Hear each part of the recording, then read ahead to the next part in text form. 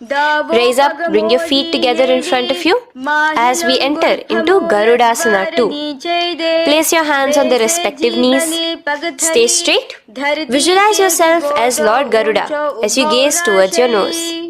And twist your body out of the raised knee, hands clasped in the Parashamudra behind your neck. Gaze at the third eye, visualizing yourself as Devarishi Narada. And bring the foot to the opposite thigh as we enter into Matsya Pitakasana on the other side. Clasp your toe in Prana Mudra. Gaze at your nose, visualizing Matsya Avatara, the fish avatar of Lord Vishnu in your inner space. Now let's enter into Matsyendrasana. Remaining in the same position with one foot on the opposite thigh, place the other foot on the ground on the far side of the other thigh. Twist. Bring your elbow outside the raised knee. Keep the raised arm by your neck. Turn backwards. Gaze towards your third eye, the other hand straight out. Visualize Matsyendranath, the great Rishi and master of Hatha Yoga in your inner space. Just switch your hands around. Straighten the hand that was originally bent and bend the other hand towards your neck. As we enter into Kubhasana, visualize yourself as a camel. Continue to gaze at your third eye. Now, straighten out both your hands straight out in the same position. Continue to gaze at your third eye, visualizing Matsyendranath, the master of Hatha Yoga in your inner space.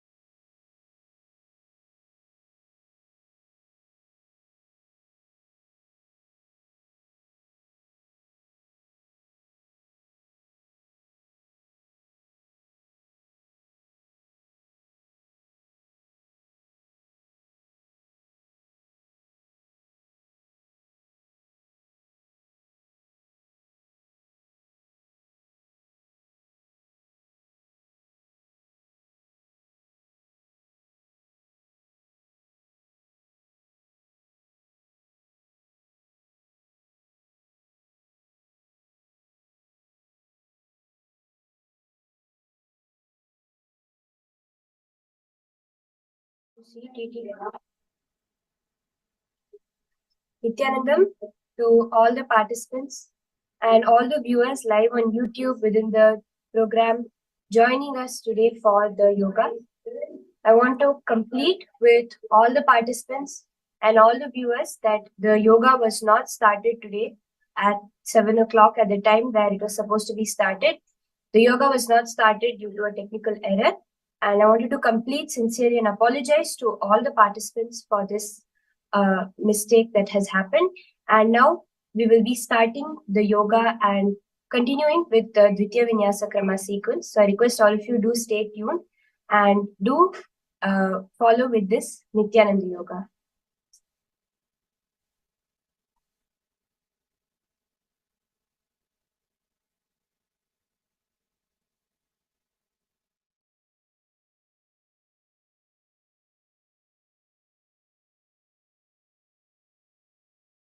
नित्यानन्दं परमसुखदं केवलं ज्ञानमूर्तिं द्वन्द्वातीतं गगनसदृशं तत्त्वमस्यादिलक्ष्यम् एकं नित्यं विमलमचलं सर्वधी साक्षिभूतं भावातीतं त्रिगुणरहितं सद्गुरुं तं Namami.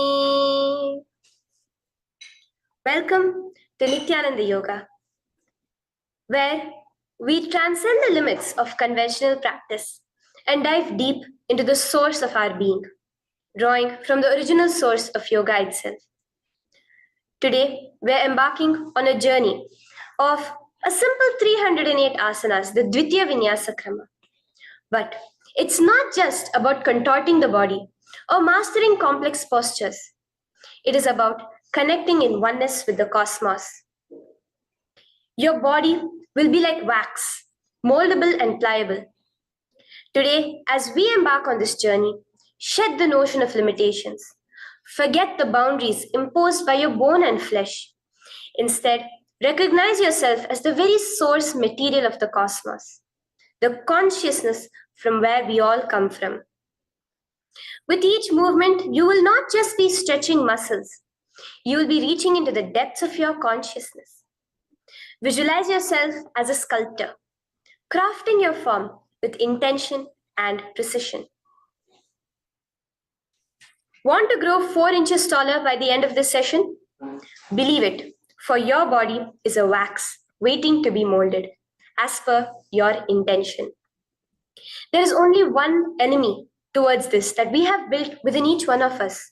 That is the parasites of negativity. Every muscle you have built in the moment of anger, of anxiety, of pain, of incompletion becomes the boundary of your consciousness. Today, we embark on a journey to detoxify ourselves, make us experience our original nature as divine. So as we go through these 12 components, which is so unique to Nithyananda Yoga, from the original source, the Vedas and Agamas, remember, you are not bound by limitations. You are the creator of your reality. Embrace your true nature.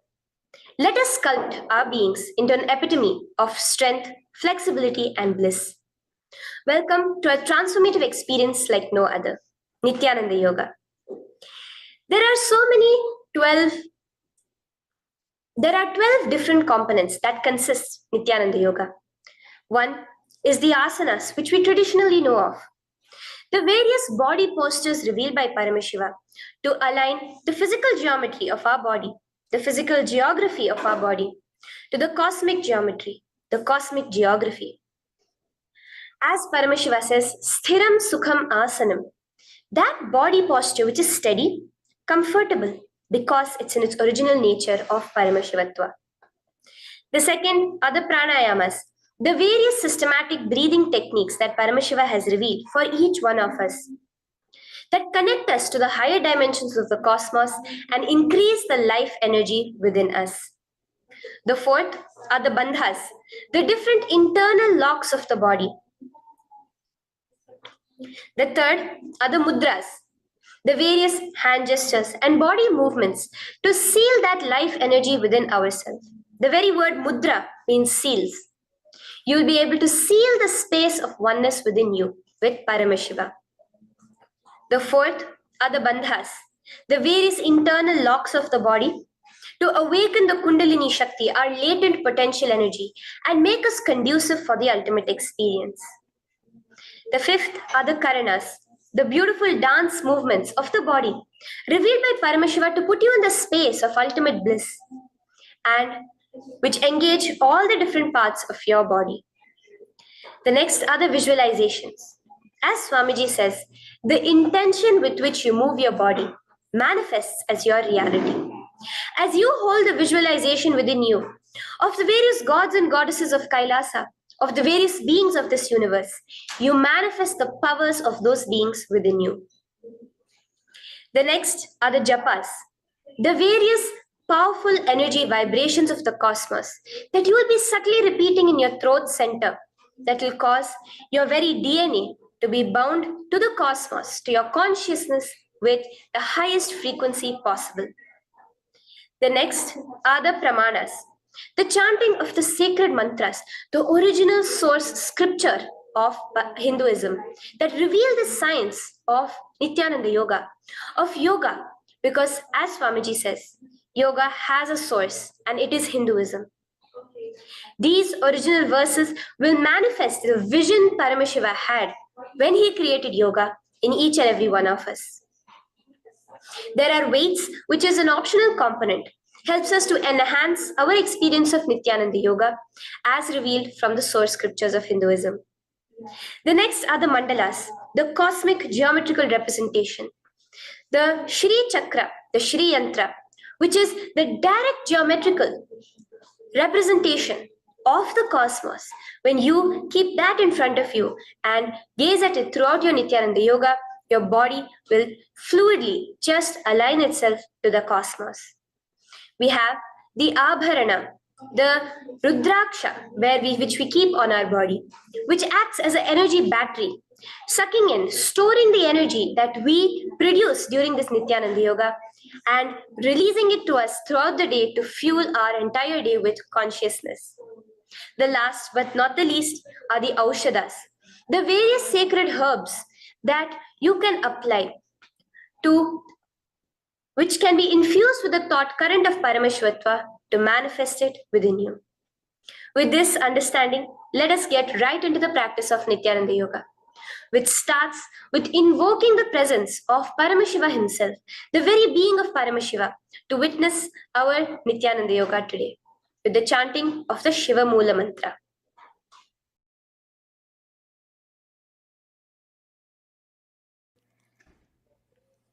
Let us now chant the Shiva Mula Mantra 11 times internally. Om Ham Hom Shivaya Namaha. Om Ham Hom Shivaya Namaha. Om Ham Hom Shivaya Namaha. Om Ham Hom Shivaya Namaha. Om Ham Hom Shivaya Namaha. Om Ham Hom Shivaya Namaha. Om Ham Hom Shivaya Namaha. Om Ham Hom Shivaya Namaha. Om Ham Hom Shivaya Namaha. Om Ham Hom Shivaya Namaha. Om Ham Hom Shivaya Namaha. The next step of this ritual of yoga, as Swamiji reveals, yoga is a ritual, a methodology to connect yourself with the divine. As every ritual in Hinduism goes, we cleanse the three elements of our body, of the world, and of the ultimate with the Tattvachamanam.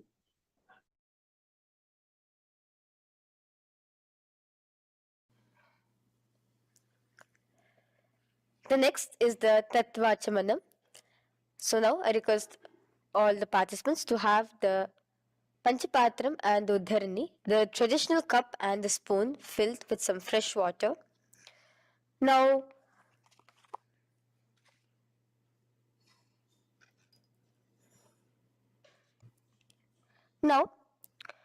keeping your right hand in the shape of a cow's ear, the Gokarna Mudra, pour an Uddharani of water from the Panchapatram and chanting each of the following mantras internally, drink the water that flows through the base of the palm.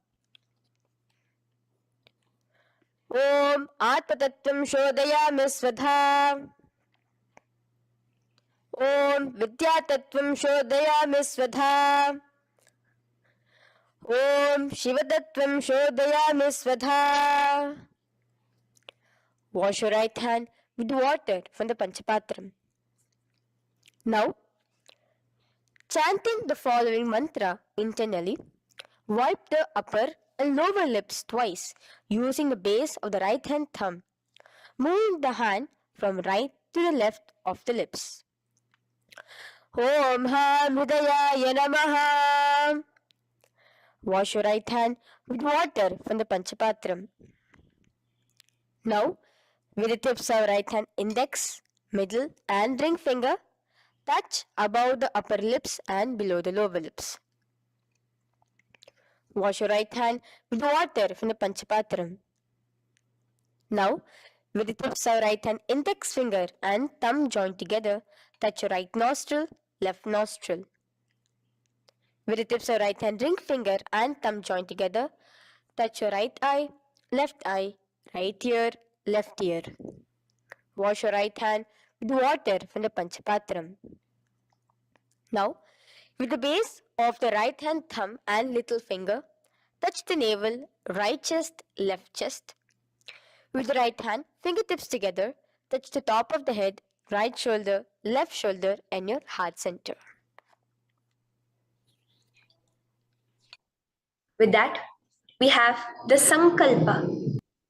The Sankalpa, the manifestation of our conscious intention. What is it today each one of us want to manifest through Nithyananda Yoga? Hold that in your inner space.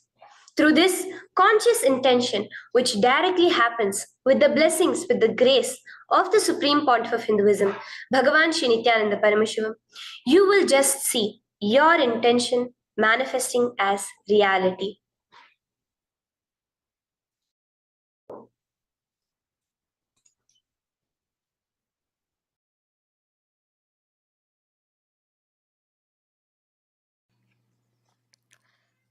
The next is the Sankalpa, the conscious resolution.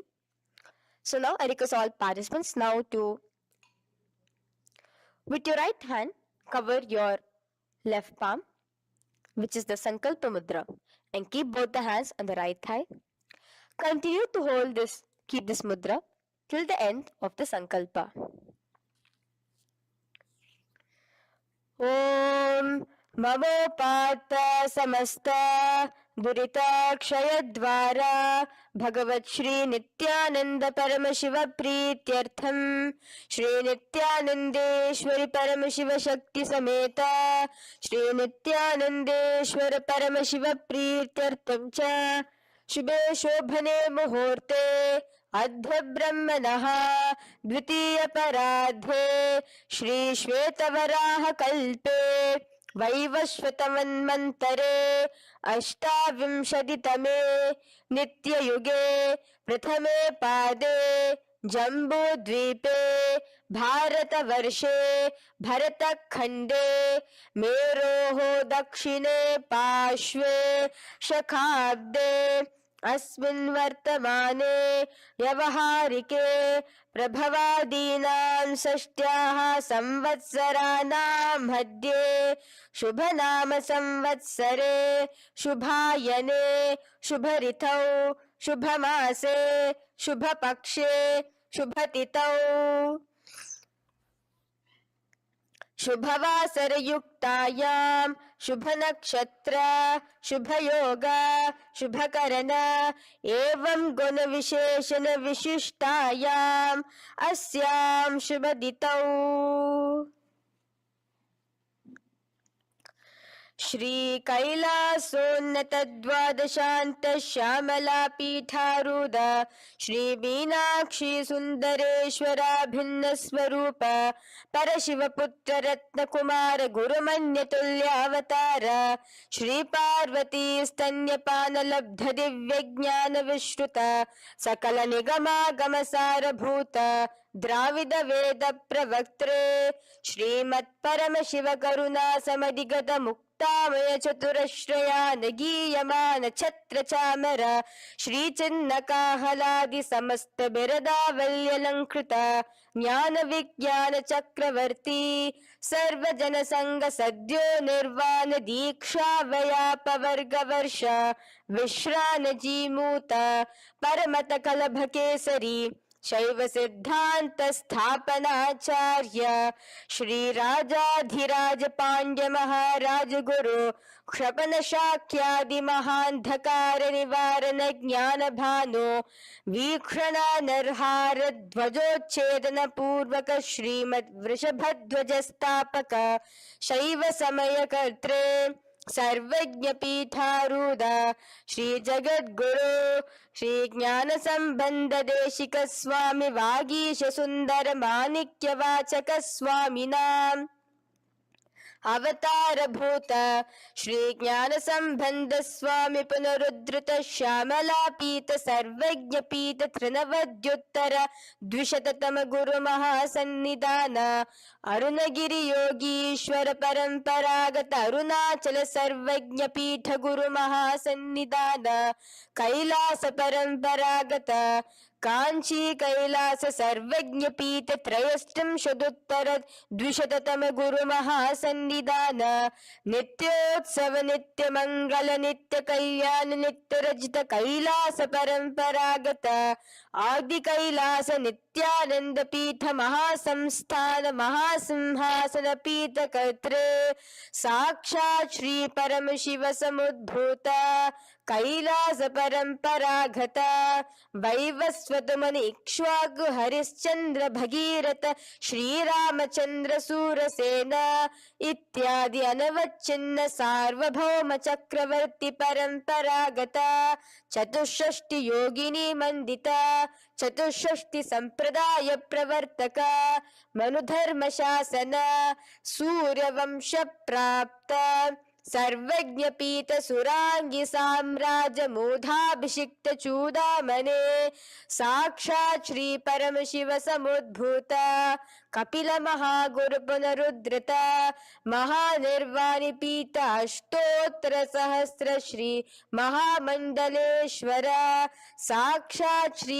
परम शिव समुद्भूत श्री महागणपति समारंभ अनवच्छिन्न पीताधीश्वर गुरु परंपरा प्राप्त अतल पीता अष्टोत्तर सहस्रतम अष्टोत्तर सहस्र श्री अतल पीताधीश्वर धर्म मुक्ति स्वर्गपुर स्वर्ण पीता त्रयोविंश गुरु महासन्निधान कैलास परंपरागत आदिपीठ सर्वज्ञ पीठ जगद्गुरु श्री कैलास पुनरुद्धारक श्री कैलास परमाचार्य श्रीमत् परमहंस परिव्राजकाचार्य वर्य सच्चिदानंद प्रणव स्वरूप श्रोत्रिय ब्रह्मनिष्ठ श्रीमद् जगद्गुरु श्री भगवत श्री नित्यानंद परम शिव श्री ज्ञान संबंध देशिक परमाचार्य स्वामिनां प्रीत्यर्थं तेषां पादारविन्दयोः भक्ति सिद्ध्यर्थं गुरु कृपा कटाक्ष सिद्ध्यर्थं क्षेम स्थैर्य वीर विजय आयुरारोग्य ऐश्वर्याणाम् अभिवृद्ध्यर्थं धर्मार्थ काम मोक्ष चतुर्विध फल पुरुषार्थ सिद्ध्यर्थं समस्त दुरितोपशान्त्यर्थं समस्त मंगलावाप्यर्थं भगवत् श्री नित्यानंद परम शिव प्रसादेन सकुटुम्बस्य ज्ञान वैराग्य जीवन मुक्ति प्राप्त्यर्थं भगवत् श्री नित्यानंद परम शिव कृपा कटाक्षेन पूर्ण आरोग्ययुक्त दृढगात्र यौगिक शरीर सिद्ध्यर्थम परमशिव शक्ति आविष्करणार्थम नित्यानंद योगाभ्यासं करिष्ये. Now wash your right hand with water from the Panchapatram. Om Apaupasprisya. Now, let's get started with the asanas. Okay? Sit first in a cross-legged position on the ground in Sukhasana. Bring your hands into the Bindu Mudra with your thumbs and index fingers touching each other. Place it on top of your knees. Here we have the Kumbhaka, the pranayama of Samana Kumbhaka. As you inhale and exhale, visualize flames licking up your spine.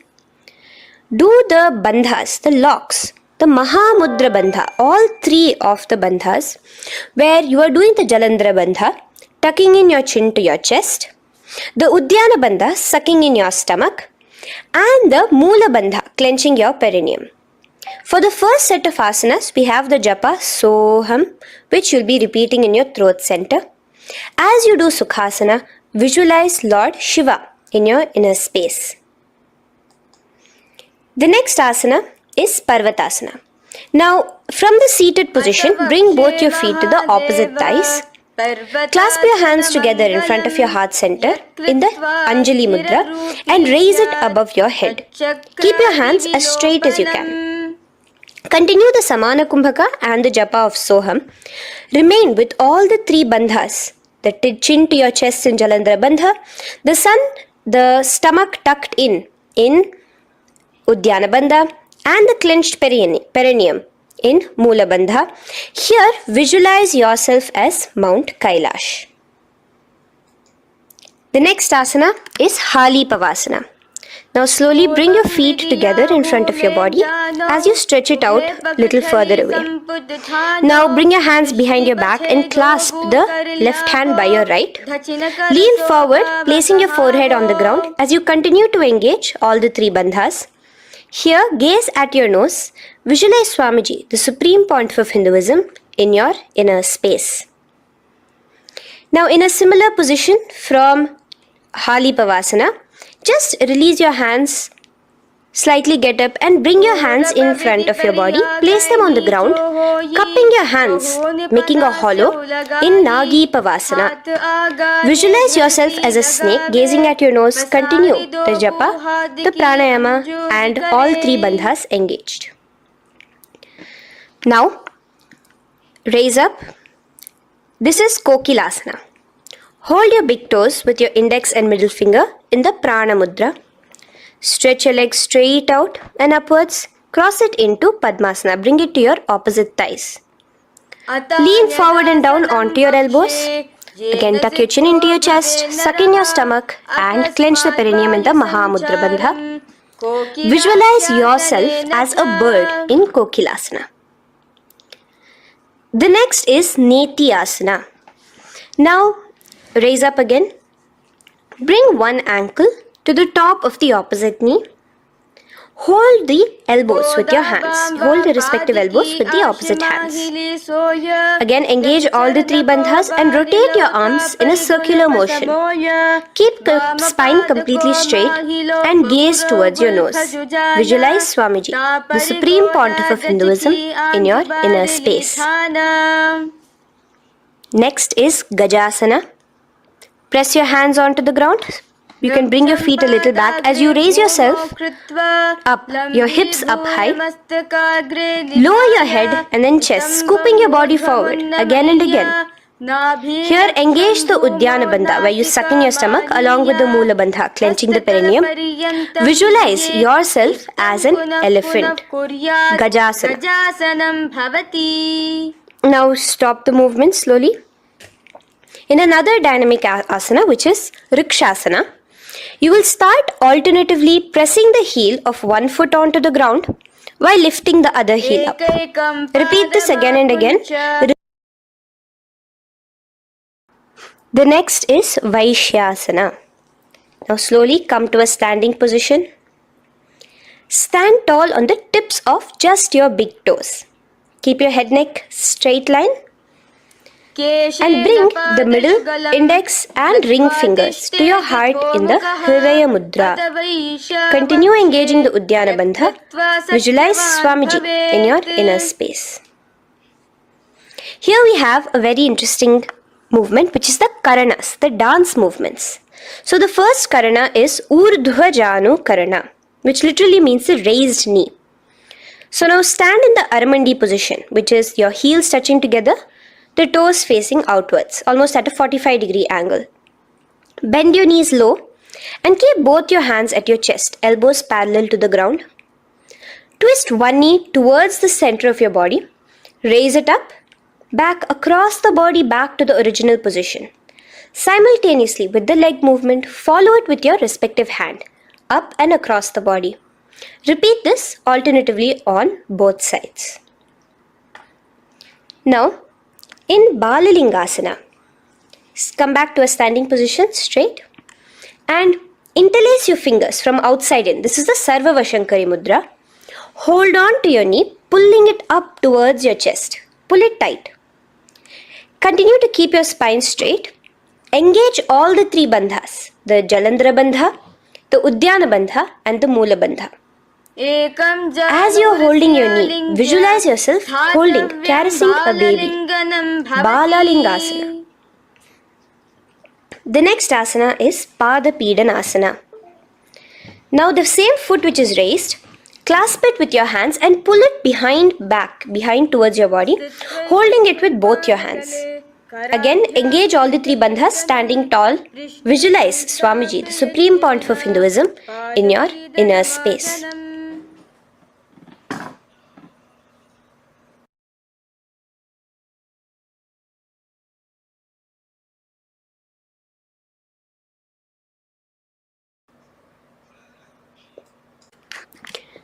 From here, let's enter into Natarajasana.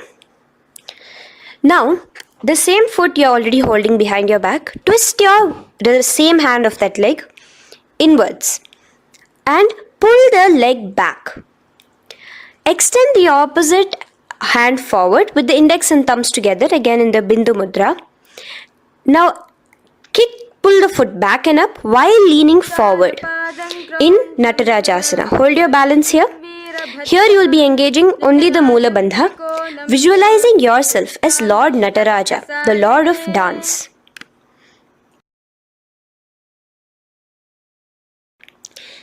Now again let's repeat Balalingasana on the other side with the other leg. Pull it up towards your chest with the hands in the Sarva Vashankari Mudra. Engage all the three bandhas as you visualize yourself holding and caressing a baby. Now pull your foot back into Pada Pidanasana on the other side. Remain with all the three bandhas engaged. Visualize Swamiji in your inner space.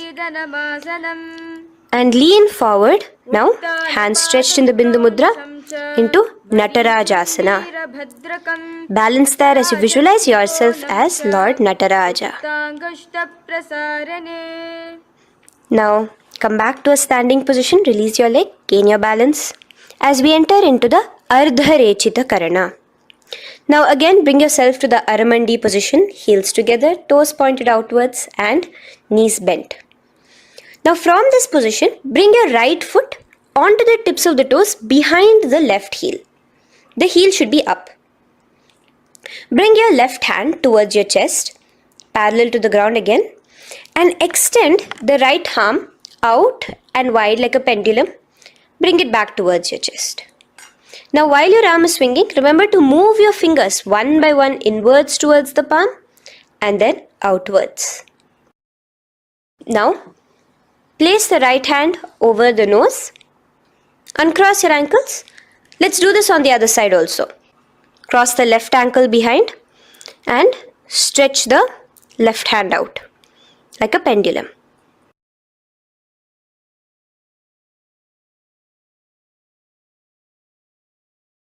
Bring it to your nose, uncross the ankles. Now let us enter into the skeleton dance. It's a very powerful meditation. It cleanses the muscle memory.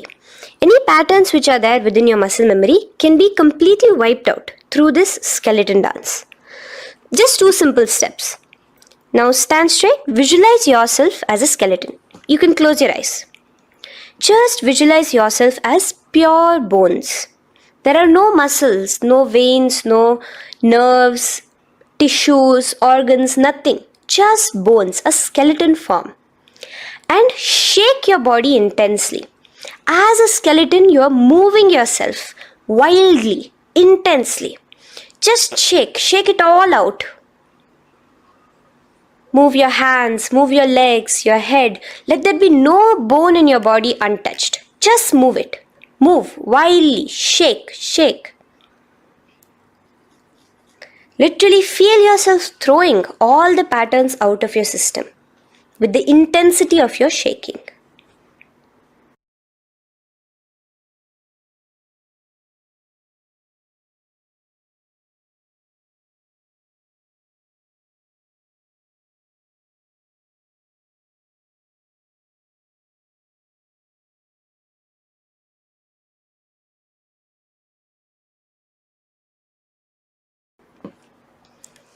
Now slowly calm down.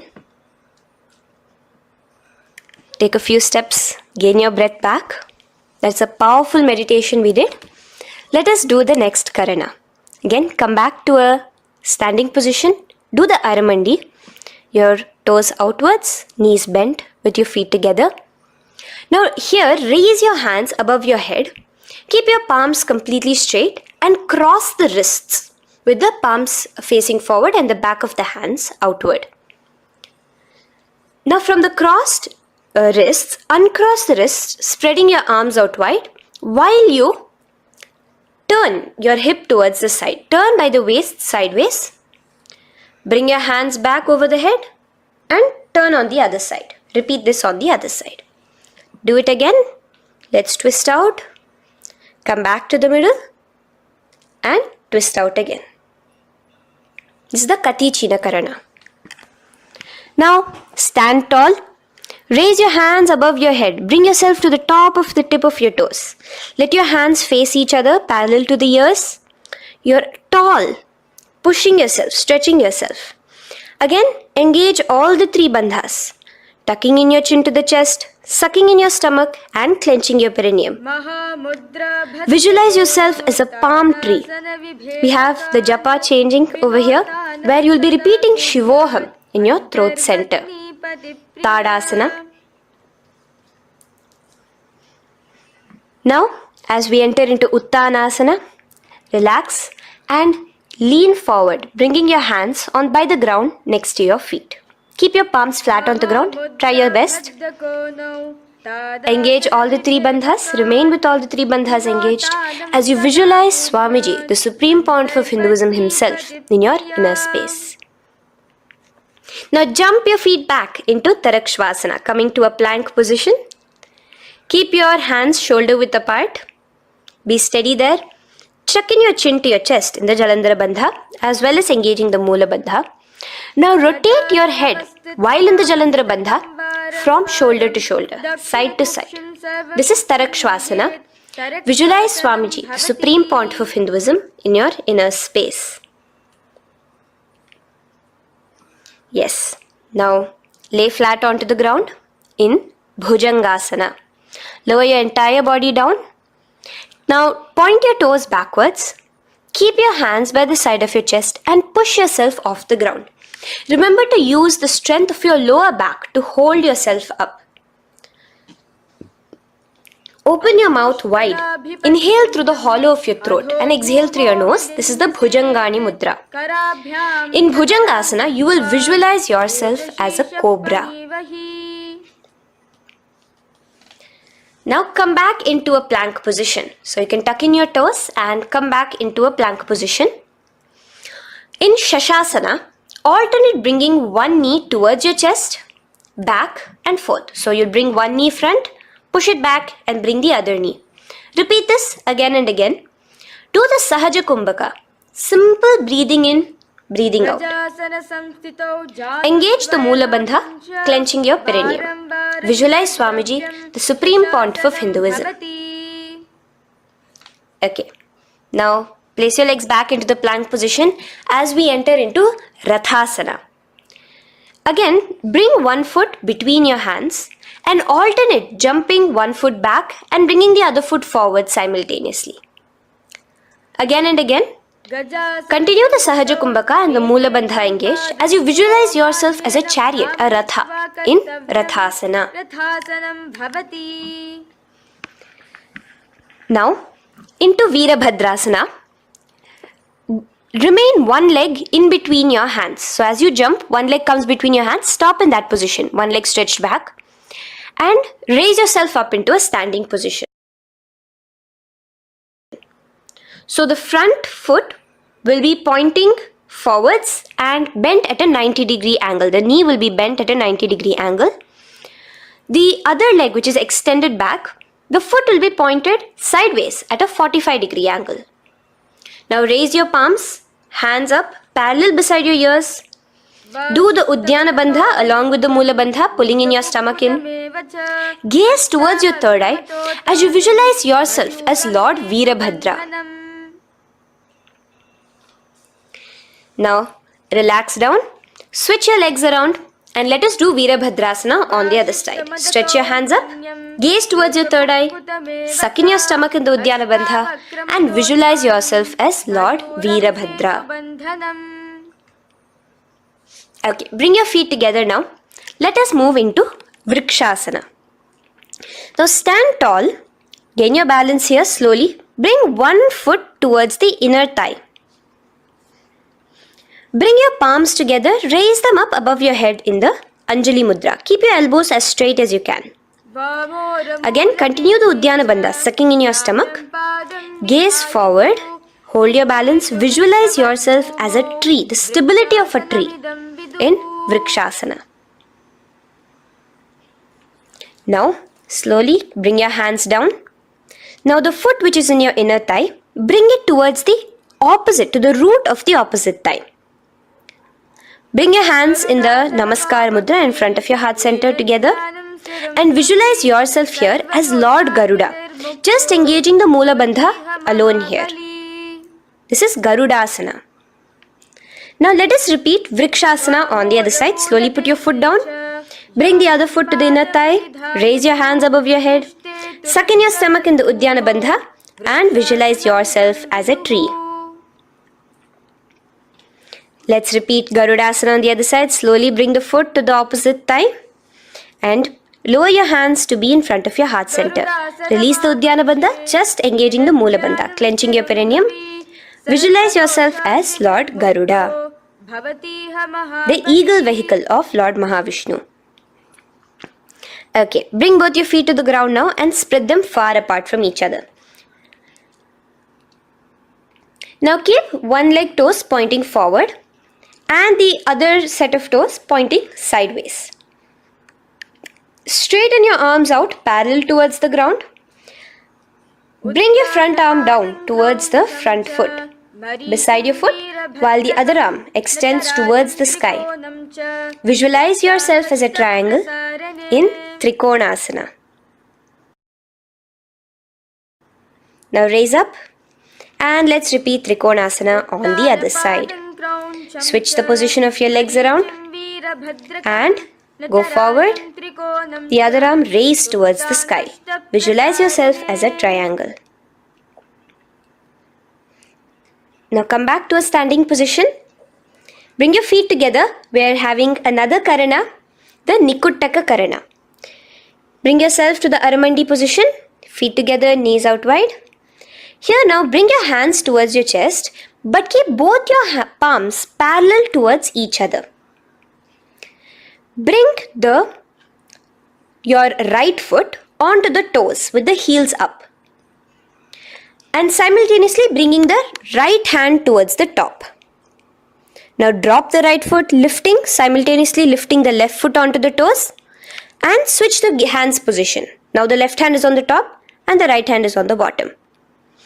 Repeat and let us do this repeatedly. Okay, relax now, come back to a straight position and sit down onto your toes. Sit on your heels with your toes on the ground, knees raised up off the ground, together in front of you in Angushtasana. Bring your hands together in the Namaskara Mudra in front of your heart center. We have a very interesting pranayama over here, which is the Bhramari Kumbhaka, where you will be subtly buzzing like a bee as you do this asana. The japa we'll be entering into is Sadashivoham. In Angushtasana, engage the Mula Bandha as you visualize Swamiji, the Supreme Pontiff of Hinduism, in your inner space. Now in the same position, slowly bring your hands to the ground. Balance yourself as you stretch one foot forward, sitting on the heel of one foot and the other foot stretched forward, toes pointed upwards. Bring your hands to the Vara Mudra, just the tips of the finger on the ground while the palm faces forward, both your hands. Continue to engage the Mula Bandha, clenching the perineum as you visualize Swamiji, the Supreme Pontiff of Hinduism, in your inner space. Now, stretch, the leg is stretched forward, right? Stretch the same hand, the respective hand forward and clasp onto the big toe of that foot in the Prana Mudra with your index and middle fingers. The other hand, bring it to the back of the respective heel in Vidhunanasana as you visualize Swamiji in your inner space. Okay, bring your 2 feet back together as we repeat Saurasana on the other side. Stretch your left leg forward now. Palms in the Vara Mudra on the ground. Visualize Swamiji in your inner space. And lean forward into Vidhunanasana on the other leg. Clasp your toes. Bring the other hand to the back heel. Continue to visualize Swamiji.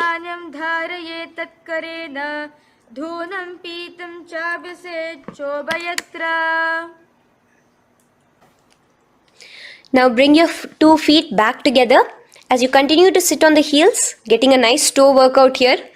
Balance on your toes, bring your knees together in front of you. Now place your palms on top of the respective knees with the hands facing upwards, the palms facing upwards. Leave a slight gap between your palms and knees. As you gaze forward, engage the Jalandhara Bandha, tucking in your chin to your chest, and look between the gap between your hands. Brahma Jurankushasana. The next is Kapilasana. Now spread your knees wide and place them onto the ground. Keep your hands on the respective knees. Pull your stomach in and up in the Uddiyana Bandha. Gaze towards your nose as you visualize yourself as Maha Kapila Muni, the first man that ever started thinking. In the same position, just release that Uddiyana Bandha. Release the lock of the stomach, but continue to clench your perineum in Mula Bandha as you switch your gaze to your third eye. So from your nose, switch your gaze to the third eye. Visualize Swamiji, the Supreme Pontiff of Hinduism, in your inner space. Bhadra Gorakshasana. Next is Suryasana. Now, your toes are tucked. Just lift your knees off the ground, wide apart. Bring your hands together in the Padma Mudra with the little fingers and thumbs joined together. Engage the Uddiyana Bandha, suck in your stomach and raise your hands up tall above your head. Slightly lean back as you look towards the gap between your hands. Visualize Lord Surya in your inner space. Now relax, slowly bring your hands to the ground. Sit on top of your heels, the toes flat. Here, keep your hands on top of your knees and lift your tongue up against the roof of your mouth in the Manduki Mudra. Do the Sahaja Kumbhaka, simple breathing in and out. Engage the Mula Bandha, clenching your perineum. With the Japa Sadashivoham, repeating in your inner space, here you will visualize yourself as a frog in Mandukasana. Your tongue pressed against the upper palate. Is your frog-like tongue catching the nectar of immortality dripping from your Sahasrara Chakra? Gaze towards your third eye in Mandukasana. Now from here itself, moving into Uttana Mandukasana. Just bring your hands to the opposite shoulders, remaining in the same seated position. Continue with the Uddiyana Bandha engaged, gazing at your third eye. The Manduki Mudra, tongue pressed against the top of your palate, visualizing yourself as a frog in Uttana Mandukasana. Slowly bring your hands out from behind your back. Now slightly raise up and cross your ankles behind you. Sit on top of your crossed ankles. Keep your knees wide and your fingers spread on the top of your knees. Both your hands. Open your mouth wide and stick out your tongue, exhaling forcefully. Gaze at the tip of your nose. Repeat this several times because you're visualizing yourself as a lion in Simhasana. The next asana is Bhadrasana. Now you can release yourself and uncross your ankles. Just keep your toes crossed behind you. Again, sit on top of your heels, keeping your knees wide apart. Cross your hands behind your back. Hold on to the big toes in the Prana Mudra with your index and middle fingers. Apply the Jalandhara Bandha. Tuck in your chin to your chest along with the Mula Bandha, sucking in your perineum.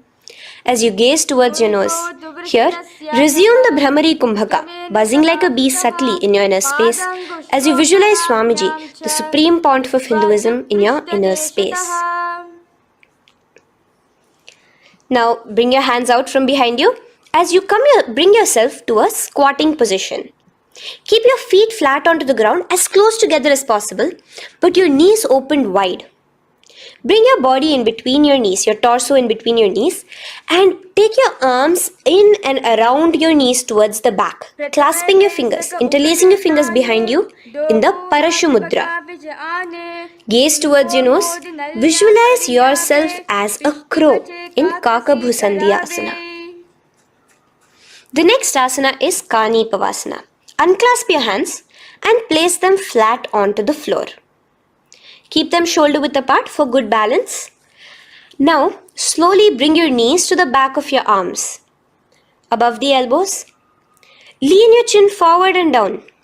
Keep your gaze steady as you lift your feet off the ground. In Kani Pavasana, visualize Swamiji, the Supreme Pontiff of Hinduism, in your inner space. Now in the same position, slowly lower your head to the ground and stretch your legs up high, forming a tripod between your two hands and your head in Kapali Asana. Gaze at your nose. Continue the Brahmari Kumbhaka. Continue engaging the Mula Bandha and the Japa of Sadashivoham. Visualize Swamiji in your inner space. The next asana is Parshva Mayurasana. Slowly bring your feet down. Yes, relax. And now squat on your toes with your knees together and twist your body. Place both the hands to one side of your knees. Now bring one of your elbows to the knee and the other of your elbows towards the hip. Lean onto your arms. Balance, extending your legs out to the side. Gaze towards your third eye, visualizing yourself as a peacock. In Parshva Mayurasana, as you do the pranayama, the Rechaka Kumbhaka, let your exhalations be prolonged and your inhalations be slightly shorter. Now relax, bring your feet to the ground and bring your body to the other side of your knees as you repeat Parshva Mayurasana on the other side. Lean forward, stretch your legs, gaze at your third eye. Visualize yourself as a peacock. Now let's do Bhairaganathasana. Now come again to a plank position. Place your hands down, stretch your legs back and bring one foot around your shoulder to be placed in between both your palms. Gaze at your third eye. Just engage the Mula Bandha, clenching your perineum. Here, this is Bhairaganathasana. Visualize yourself as Lord Kala Bhairava. Slowly bring your foot out and bring the other foot in between your palms, remaining in the plank position. Continue to visualize yourself as Lord Kala Bhairava in Bhairaganathasana on the other side. The next asana is Unmukha Pithasana. Now from the same plank position, bring your forearms onto the ground. Be steady as you walk your feet closer towards yourself, forming like a slight mountain. In Unmukha Pithasana, gaze at your third eye. Continue the Rechaka Kumbhaka. Visualize Swamiji in your inner space. The next asana is Vashishtasana. Now, just raise yourself onto one of your hands. So release your forearms off the ground and raise yourself onto your right arm. And keep your body completely parallel to the ground. As you raise your left arm straight above your head, visualize yourself as Rishi Vashishta as you do the Vashishtasana. Gaze towards the hand on the top. Now slowly bring that hand down. As you switch the hands, bringing your right hand up towards the sky. Balance there, completely straight on your toes. As you visualize yourself as Rishi Vashishta, the Guru of Bhagavan Sri Rama. Now, bring your feet forward into Anjani Asana. So here you will be sitting on your hips with your legs pointed forward and sit on top of your hands. So keep your palms facing upwards and sit on both your palms as you tuck your elbows into your body. Do the Rechaka Kumbhaka, continue the Rechaka Kumbhaka. Engage the Jalandhara Bandha, tucking in your chin to your chest, gaze at your nose, visualize yourself as Lord Hanuman in Anjani Asana. Now, slowly release your hands from under your body as you lean forward into Paschimottanasana. Clasp your respective toes with your index and middle finger. Lean forward and down, bring your elbows to the ground, your forehead towards your knees. Engage all the three bandhas, the Mahamudra Bandha. As you visualize Swamiji, the Supreme Pontiff of Hinduism in your inner space, with a new japa, Mahasadashivoham, starting here.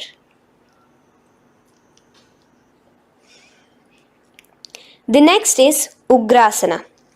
Now, you can raise up and clasp your hands behind your neck in the Parashamudra. Interlace both your fingers. Lean forward and down, bringing your forehead to your knees and your elbows onto the ground. Again, engage all the three bandhas in the Mahamudra Bandha as you visualize Devi Kali in your inner space in Ugrasana. The next is Marichi Asana. So raise up and keep one leg pointed forward while you bring the other leg towards the groin, the knee pointed upwards. Place the foot flat on the ground.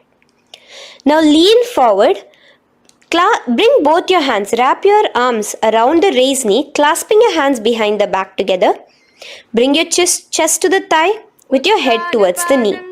Here engage just the Mula Bandha, sucking in your perineum, as you visualize yourself as Rishi Marichi in Marichi Asana. The next asana is Mahamudrasana.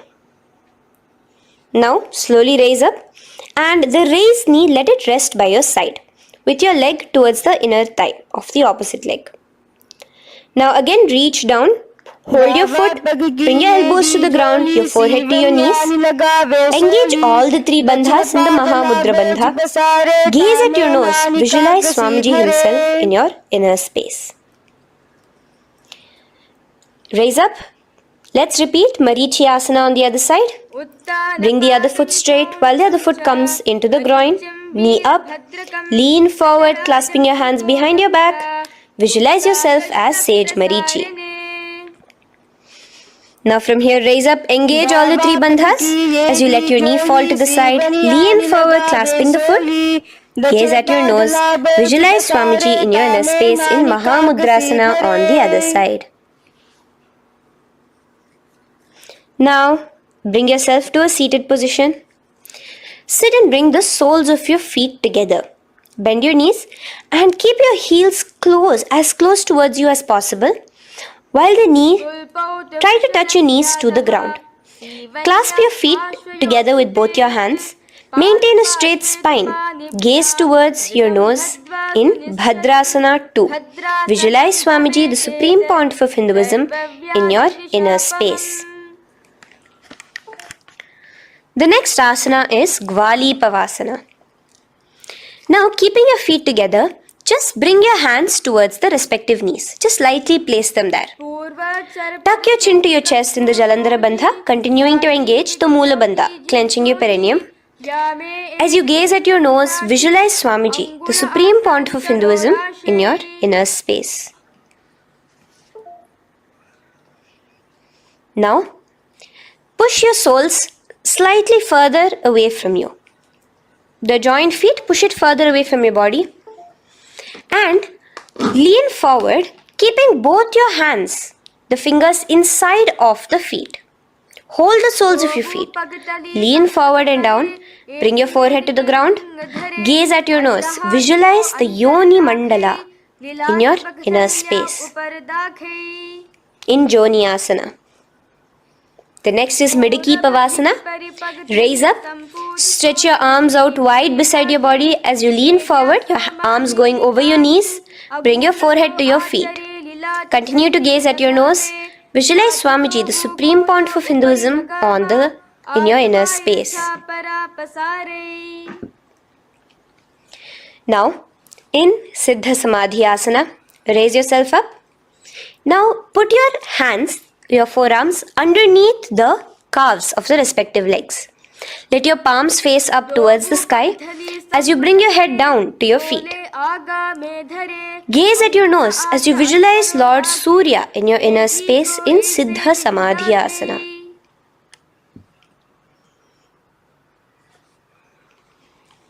The next asana is Chiniki Pavasana. Raise up now.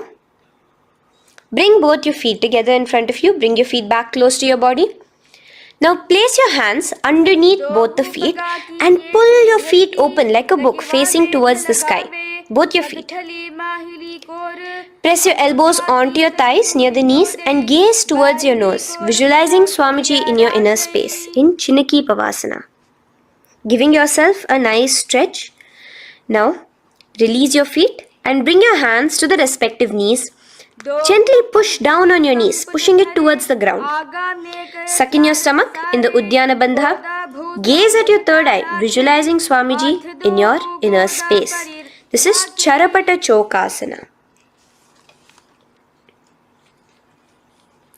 The next asana is Bhairavasana.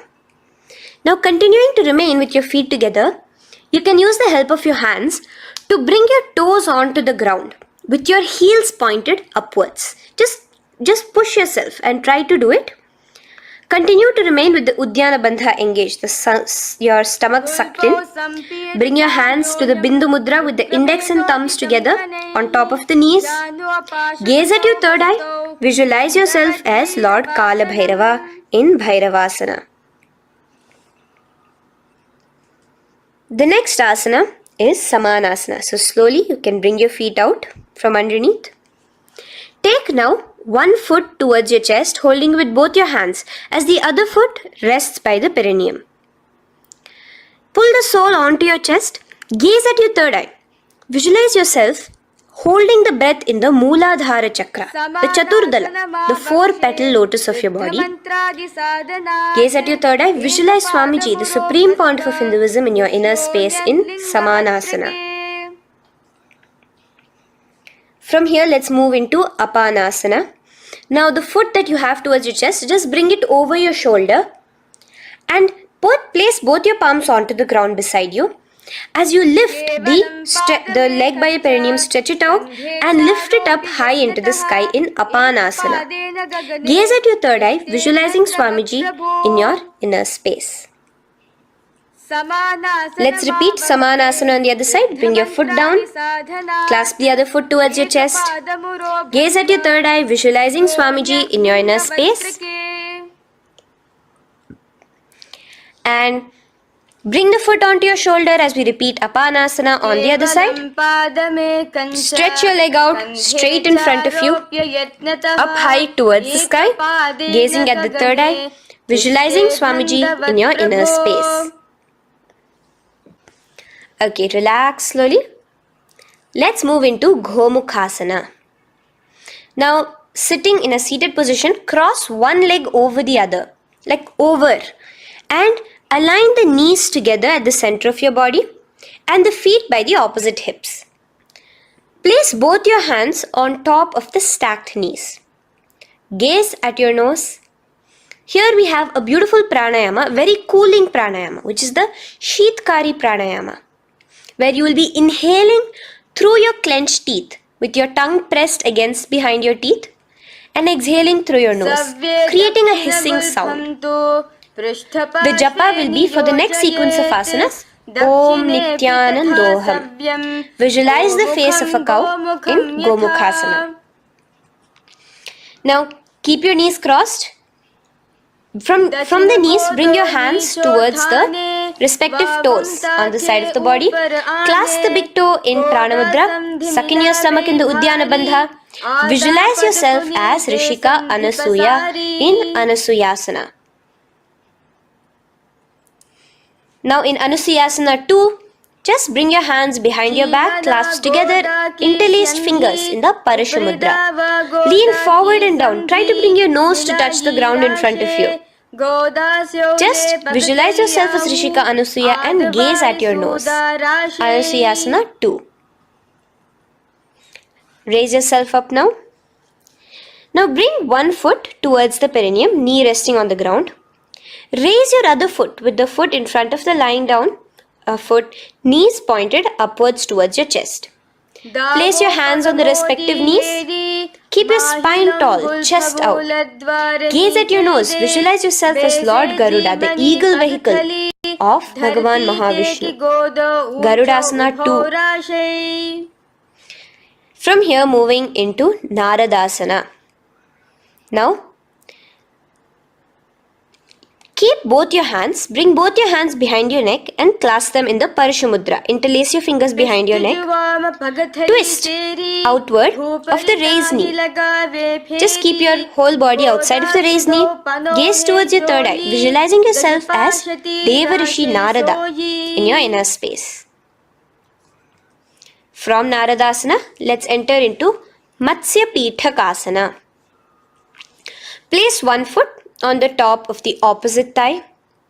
Wrap your respective arm across the knee, holding on to the opposite shin. Extend the opposite hand straight. Hold on to the respective toe with the index and middle fingers in Prana Mudra. Gaze towards your nose. Visualize Matsya Avatara, the fish form of Bhagavan Mahavishnu in your inner space. In Matsya Pithakasana.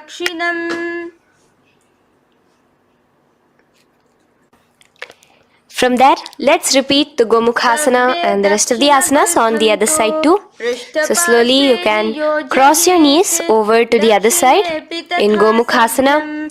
Keep your hands on the top of your knees.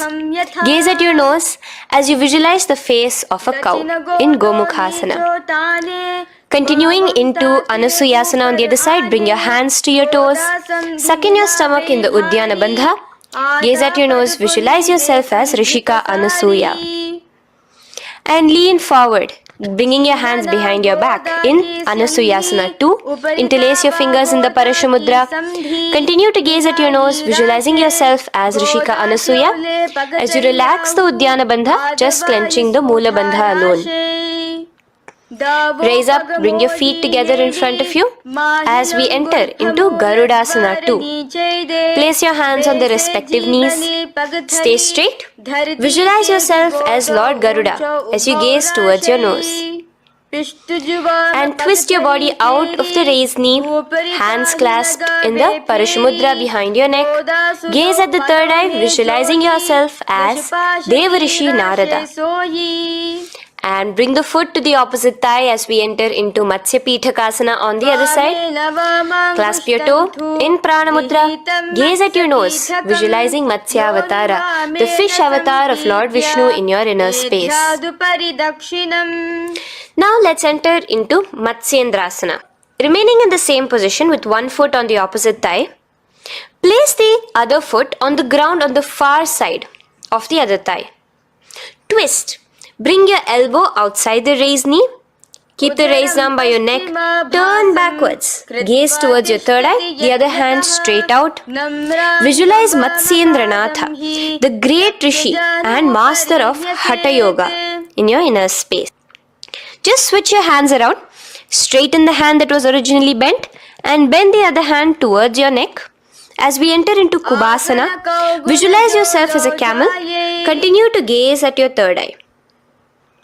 Now, straighten out both your hands straight out in the same position.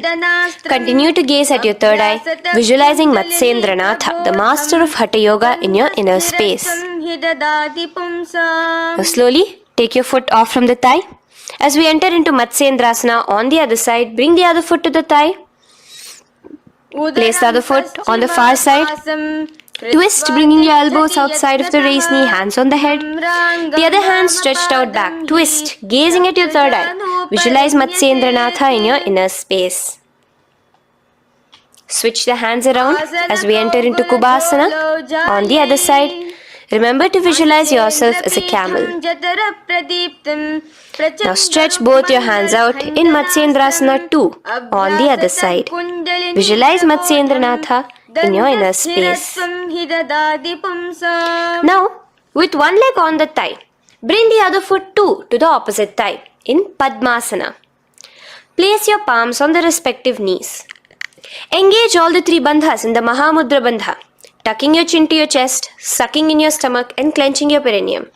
We have a new pranayama here, which is the Shitali Kumbhaka, where you will continue to inhale through the teeth without creating the hissing sound, and exhale through your nose. A new japa of Om Nithyananda Mahasadashivoham starts here. Gaze at your nose in Padmasana, visualizing yourself as Bhagavan Paramashiva. Now, keeping your legs in the same position, just cross your hands over each other, clasping onto the toes with your index and middle fingers in the Prana Mudra. Gaze at your nose, visualize yourself as Devi Parvati, the consort of Lord Paramashiva in Padmasana 2. Now, uncross your hands.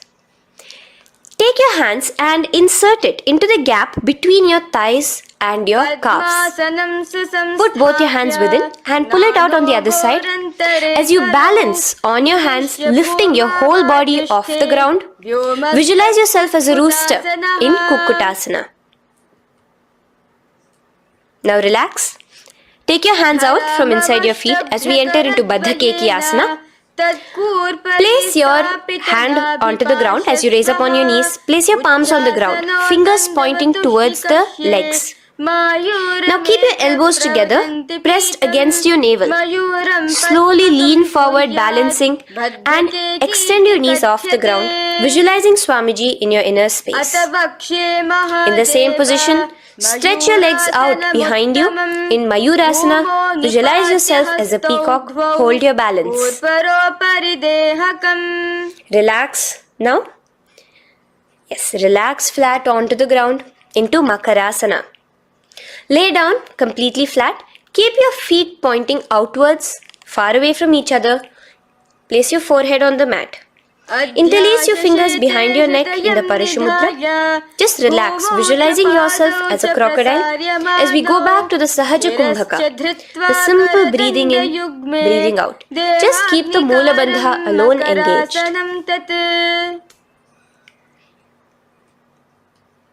The next asana is Shalabhasana. Now lay on your stomach and place your hands on the ground beside the chest. From the laying position, raise your legs up. Use your core strength to bring your thighs off the ground. Visualizing yourself as a locust in Shalabhasana.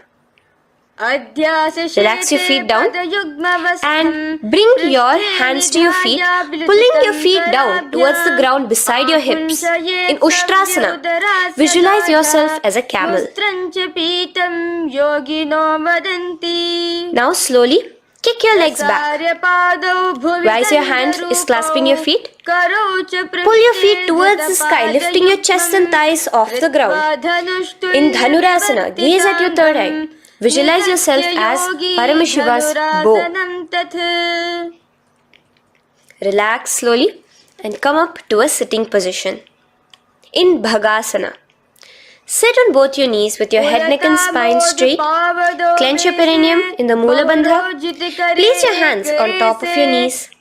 Gaze towards your third eye, visualizing Swamiji, the Supreme Pontiff of Hinduism, in your inner space. From here, we enter into Gohyasana. We have a couple of headstand postures here, so get yourself ready. Now, place your forearms on the ground with your fingers interlocked.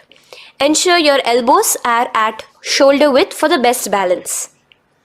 Place the top of your head on the ground, holding your head with your hands. Slowly walk your toes forward until your hips are in a straight line with your shoulders, and just kick your feet up slightly. Make sure not to lose your balance. Keep your knees bent together at your chest, toes pointed upwards. Gaze to your nose, visualizing Swamiji in your inner space.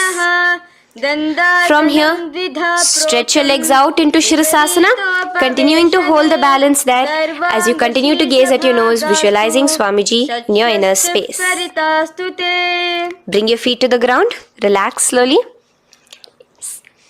The next asana is Podhyasana. So come to a seated position. Bring your hands behind your calves, stretching your legs up and your forehead to your knees. Visualize Swamiji in your inner space. Here we have a new Kumbhaka, which is the Bhastrika Kumbhaka, where you will be exhaling forcefully, making the sound of a bellows. Podhyasana. The japa for this next series is Om Nithyananda Paramashivoham, the Mahavakya. Relax yourself. Continuing to remain balanced with your legs up, just bring your hands to the opposite shoulders. In Parighasana, visualize yourself as a mace as you gaze towards your third eye. Now relax. Keep your elbows and palms onto the ground as your legs are raised. Visualize yourself as a boat in Naukasana. Continuing to gaze towards your third eye, remember to continue the Bhastrika Kumbhaka. Forceful exhalation.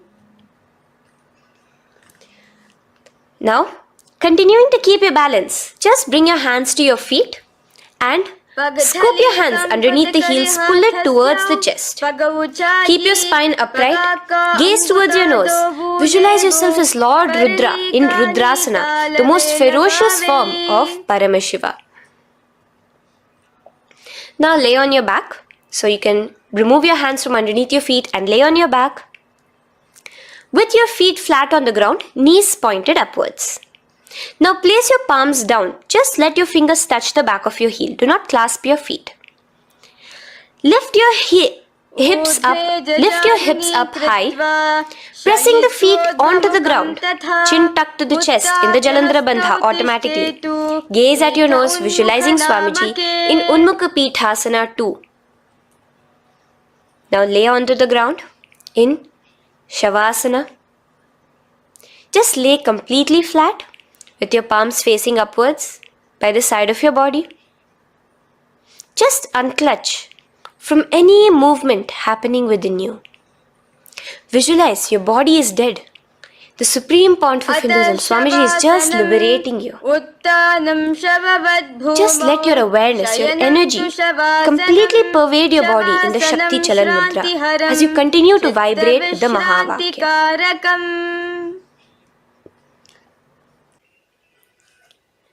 Roll over to one side and come to a seated position. Feel the life entering your body back. In a seated position, let us get continued with the sequence. We have 200 asanas more to go, starting with Yathasanishtasana. In Yathasanishtasana, sit in any posture you are completely comfortable in. Bringing your hands into the Bindu Mudra with the thumbs and index touching. Start off with the Samana Kumbhaka. As you're inhaling and exhaling, feel flames licking up your spine. Clench your perineum in the Moola Bandha with the japa Om Nithyananda Paramashivoham for the remaining of the sequence. Visualize Swamiji in your inner space. From here, moving into Samasana, where you bring your feet to a cross-legged position. Keep your hands on your knees with the thumbs and index touching in the Bindu Mudra. Just inhale and exhale as you visualize Swamiji in your inner space. The next is Muktasana. Press your left foot against your genital region. Place the right foot on top of your left. Keep your hands facing downwards on top of your knees. Sit straight, gazing towards your nose. Visualize yourself as a sage liberated by Swamiji himself. Now, continue to remain in the same position as we go into Siddhasana, where your gaze will be switching from the nose to your third eye. Continuing to visualize Swamiji in your inner space, ensure the Moola Bandha, the perineum, is locked. In Siddhyasana now, continuing the same position. Engage all the three bandhas, sucking in your stomach, bringing your chin to your chest in the Mahamudra Bandha. Switch the gaze to the ground in front of you from your third eye. Visualize Swamiji in your inner space. Now, relax the Udyana Bandha and Jalandhara Bandha. Just keep the Moola Bandha, the perineum, alone clenched as we enter Rudrasana 2, where your legs will remain in the same position, just your hands alone from resting on your knees will turn around to the Bindu Mudra, the thumbs and index touching. Gaze towards the third eye, visualize yourself as Lord Rudra, the fierce dimension of Paramashiva. The next is Santadhunasana. Keep your hands in the Bindu Mudra, your legs crossed in the same position as you switch your gaze from your third eye to your nose. Visualizing Swamiji, his tranquility, unshakable nature. Now, relax the Bindu Mudra, keep your legs in the same position and bring your hands to your navel, cupping one palm over the other in the Samputa Mudra. It looks sort of like a lotus bud. Continue to visualize Swamiji in your inner space in Siddhasana 2. The next asana is Bandha Yoni Asana.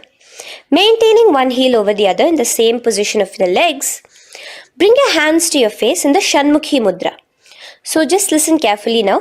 Bring your little fingers beneath the bottom lip of both hands. Your ring fingers above your upper lip. Your middle fingers closing your nose, your nostrils. Your index finger covering your eyes. And your thumbs pressed into your ears. This is Bandha Yoni Asana, visualizing Swamiji in your inner space.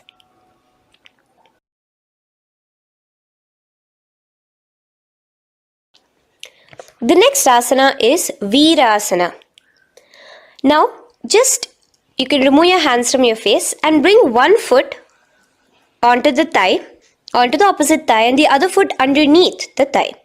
Keep your hands in the Bindu Mudra, thumb and index fingers together on the top of your knees as you embody the space and state of bravery, Veera, in Virasana.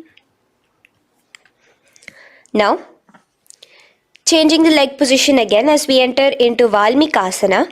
Keep your left heel on the right side of the generative organ, toes under the thigh. Keep your right foot on top of the left leg, toes by the knee. Again, bring your hands into the Bindu Mudra on top of the knees. Gaze towards your third eye. Visualize Rishi Valmiki, the poet, the first poet and author of Ramayanam. The next asana is Joni Mudrasana. So you're going to remain here as you switch your gaze to your nose, visualizing the Yoni Mandala, a beautiful formation, divine cosmic geometry, representing Devi, Shakti, a symbol of the creative energy of the universe in Joni Mudrasana.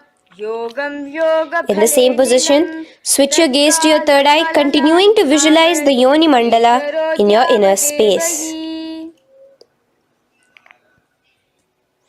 Now, let's move into Bhadrasana 3. So bring your feet, the soles of your feet together, uncross them and bring them together in front of your body. Hold it with both your hands, pulling it against you. Push your knees down towards the ground. As you gaze at your nose, suck your stomach in the Udyana Bandha. Visualize Lord Veerabhadra in your inner space. Bhadrasana 3. In the same position, we are entering into Aghorasana, where your left hand will rest on top of the left knee, while your right hand comes towards your face. Now, do the Khechari Mudra, where you are bringing your tongue towards the upper palate, gazing towards your third eye. Now, with your right hand, cover your mouth, close the left nostril with your index finger, inhale through the right nostril. Close both the nostrils, hold your breath and exhale through the left nostril, in the Abhyantara Kumbhaka. Repeat this on the other side. Visualize yourself as an Aghori, completely dedicated to Paramashiva in Aghorasana. The next asana is Kaneri Pavasana. So you can distance your feet a little away from your body. As you lean forward, place your elbows onto the soles of your feet and rest your chin on your palms. Gaze at your nose, suck your stomach in Uddiyana Bandha. Here, continuing with the Rechaka Kumbhaka, where your exhalations are prolonged than your inhalations, visualizing yourself as a female elephant drinking water in Kaneri Pavasana. The next asana is Parasana. So now, come to a seated position, raise yourself up and keep your knees raised. Bring your hands underneath your knees, between your calves and thighs, and clasp them together. Interlace your fingers in the Parashamudra in front of your navel. Lift your feet off the mat. Visualize Swamiji, the Supreme Pontiff of Hinduism, in your inner space as you gaze at your nose in Parasana. The next asana we'll be moving into is Gopi Chandasana. Now take your hands out from in between the feet as you let your feet rest on the ground. Take your hands out from underneath your calves. Interlace your fingers around the feet with the soles of the feet together and raise it up towards your chest. Rest your knee on top of your feet. Gaze at your nose. Embody the state and space of a king in Gopi Chandasana. The next asana is Udarasana. So now just quickly release your legs, bring your hands underneath your calves and hold on to your feet again from inside out. Both your feet together. Bring your feet up to your chin, resting your chin on top of the interlaced fingers. Bring your feet to your chest, gaze at your nose, visualizing your body, the Supreme Pontiff of Hinduism, free from any defects in Udarasana. Now, in the same position, just lift your legs up towards your head. Let the top of your hands come towards the top of your head, your forehead. And this is Vishishtasana. Visualize yourself excelling in everything in this posture. Now, slowly relax. Keep your hands underneath your shins as you take your hands up to the shoulder, pulling your hand and interlacing your fingers behind your neck. In Bhujasana, visualize yourself as a cobra. The next asana is Kalyanasana. So in the same seated posture, bring your hands around from behind your neck, remove them and put them around your back, interlacing the fingers behind you. Gaze at your nose. Visualize yourself as a beautiful, auspicious goddess in Kalyanasana.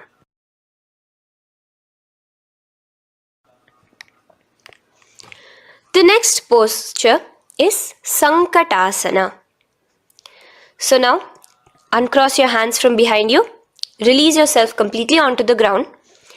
Place your left knee on the mat and the left foot flat. Sit on top of your left foot, knee pointed forward. Raise your right leg on top of the left, bringing the right heel to the left hip. Place your hands on the opposite knees. Here, do the Ujjayi Pranayama. As you inhale and exhale, make the sound of an ocean. Visualize yourself as a swan, a beautiful swan in Sankatasana. The next is Dhenukasana. Just in the same position, slide your left heel to the left hip. Keep your right knee on top of the left. Place both your hands on your right thigh. Visualize a cow in your inner space as you suck your stomach in the Uddiyana Bandha, Dhenukasana. Now slowly uncross your legs as we move into Matsyendrasana. Place the right foot on the left thigh, the left foot on the right knee. Bring your left hand behind your back, hold the right thigh. Twist a little bit. Place your right hand on your left thigh. Twist your body, gaze towards your third eye, visualizing Swamiji in your inner space. The next asana, Matsyendrasana 2, just untwist your body.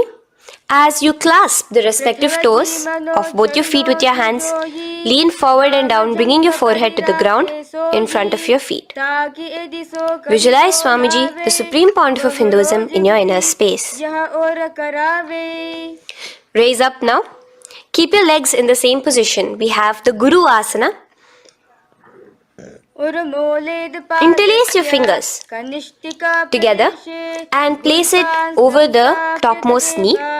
Suck in your stomach in the Uddiyana Bandha, clench your perineum in the Mula Bandha, tuck your chin to your chest in the Jalandhara Bandha.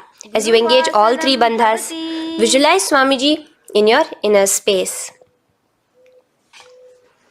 Let us now repeat Sankatasana on the other side. So, you can release your hands, your legs as you cross the other leg over. Visualizing yourself as a swan, remember to put your hands on the opposite knees. The next asana, Dhenukasana, repeating it on the other side. Slide your leg out, bring both your hands to the topmost knee. Suck your stomach in the Uddiyana Bandha. Visualize a cow in your inner space. Matsyendrasana again, repeating it on the other side. Bring your legs to the cross-leg position. Twist your body around as you gaze at your third eye, visualizing Swamiji in your inner space. Untwist as we enter into Matsyendrasana 2 on the other side. Hold on to your feet, bring your forehead to the ground, continuing to visualize Swamiji in your inner space. Slowly raise up and let us do Guru Asana on the other side. Engage all the three bandhas in the Mahamudra Bandha. Interlace your fingers, place it on top of your knee. Continue to visualize Swamiji, the Supreme Pontiff of Hinduism, as we do Guru Asana. Now, slowly uncross your feet and place them flat on the ground, knees towards the chest in Pashasana. Keep your hands holding the opposite knees, thighs together, and keep your spine completely erect. Continue the Khechari Mudra, where your tongue is pressed against the roof of your mouth. As you gaze at your third eye, visualize Swamiji in your inner space. Continue the Ujjayi Kumbhaka. As you breathe in and out, make the sound like an ocean. Now in the same position, just bring your chin towards your knees in Bodha Shokasana. Lean forward, gazing at your nose, and visualize Swamiji, the abode of bliss in your inner space. Now raise up and bring your hands, uncross your hands, bring your hands underneath your knees, clasping the opposite elbows in Kurakatasana. Gaze at your nose, visualizing Swamiji in your inner space. Now, in the same position as Kurakatasana, just cross your ankles into Sumati Asana. Toes pointed upwards. Gaze at the nose. Visualize the great sage and Maharishi Sumati in your inner space. The next asana is Dandasana. Extend your feet out straight in front of you. Keep your arms straight above your head. Interlace the fingers from inside out. Let your wrists point outwards. Engage the Mahamudra Bandha, all the three bandhas. As you gaze at your nose in Dandasana, visualize Swamiji in your inner space. The next is Arambhasana. Now keeping your legs straight, release the Jalandhara Bandha and the Uddiyana Bandha, keeping your perineum clenched in Mula Bandha. Lean forward and down. Hold your big toes in the Prana Mudra with your index and middle fingers. Head to your knees. Do here the Nadi Shodhana Pranayama. Inhale through the left nostril, hold and exhale through the right. Visualize Swamiji in your inner space. The next is Bhidokasana. So, slightly raise your body up And bring your hands underneath your knees, extending your knees slightly up. Keep your heels a bit apart from each other and clasp your feet. Bring your shoulders down, wrapping your hands around your legs. Gaze towards your third eye, visualizing Swamiji in your inner space. So from here, let's enter into Jalandhari Pavasana. So you can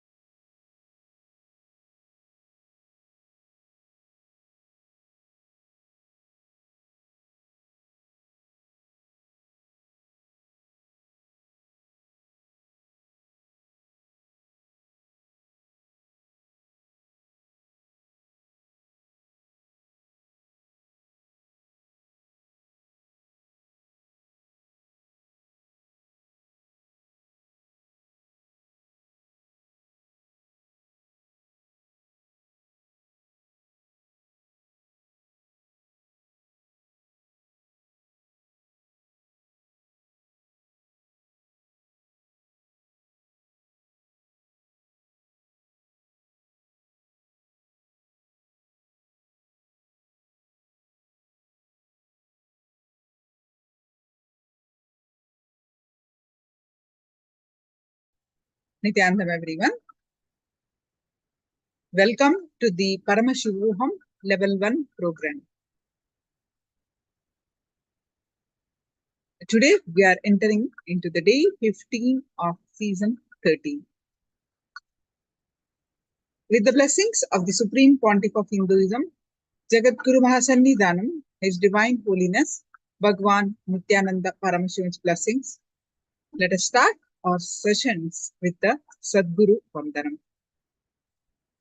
Nithyanandam Paramasugadam केवलं ज्ञानमूर्तिं द्वन्द्वातीतं गगनसदृशं तत्त्वमस्यादिलक्ष्यम् एकं नित्यं विमलमचलं सर्वदी साक्षिभूतं भावातीतं त्रिगुणरहितं सद्गुरुं तं Namami.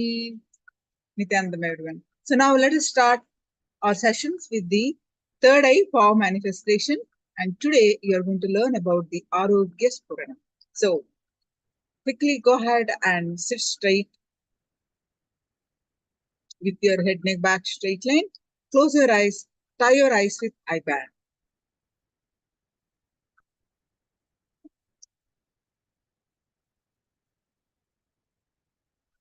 Visualize Swamiji's form in your third eye.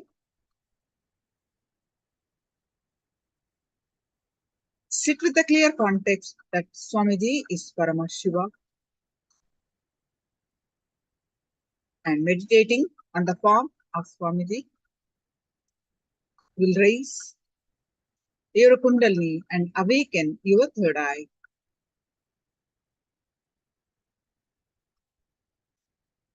With this clear context,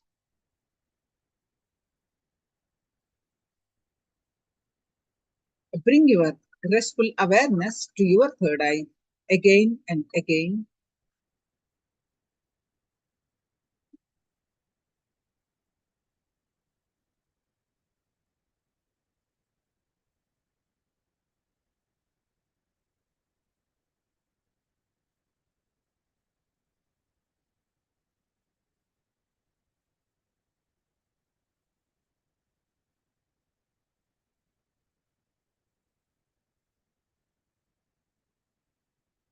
And with this space, start chanting the Mahavakya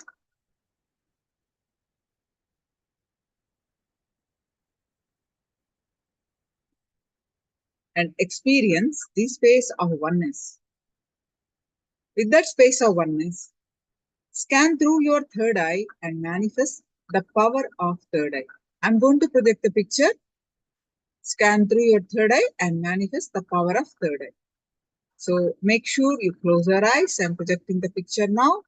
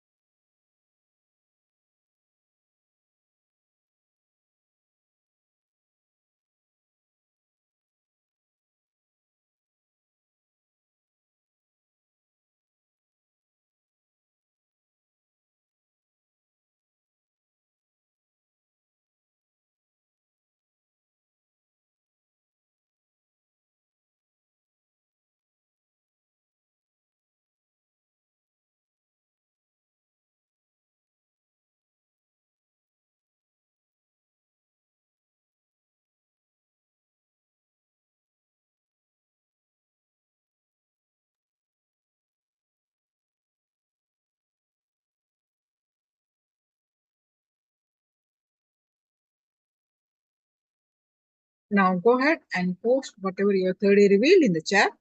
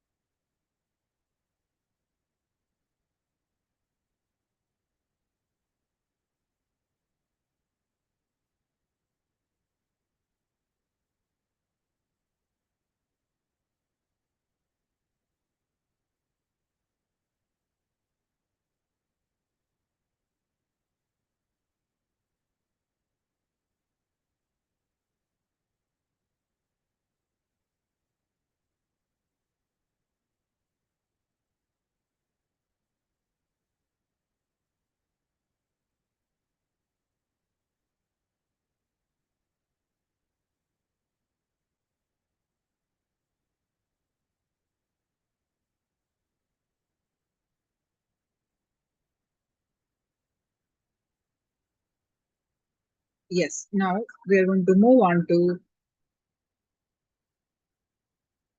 today's Jnana sessions with health and wellness.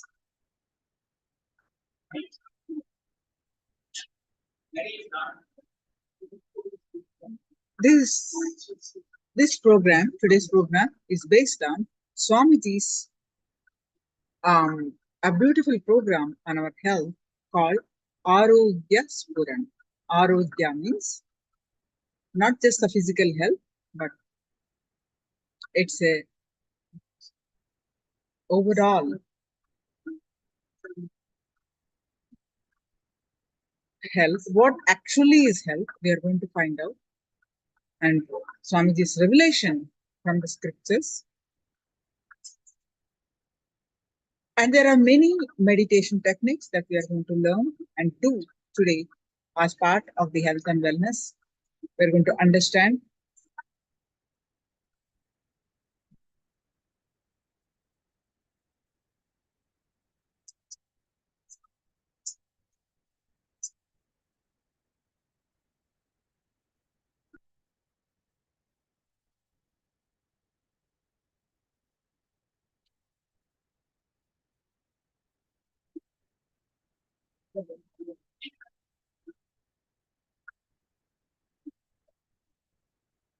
So let's start our sessions, Jnana sessions.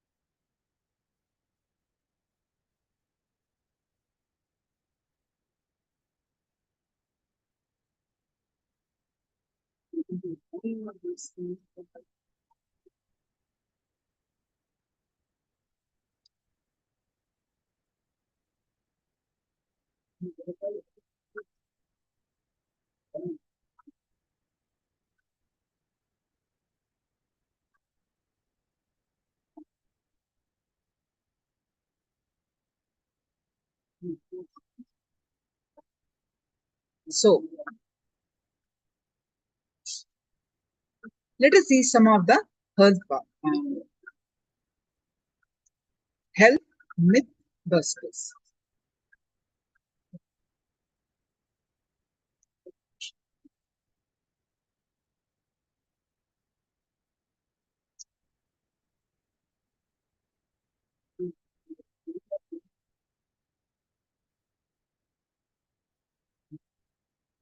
The common belief that unless I am admitted in the hospital, I am perfectly healthy. I'm not in the hospital, so I'm healthy. But what Hinduism says is just because you are not in the hospital, absence of disease does not mean you are healthy. That's the first truth that we need to understand.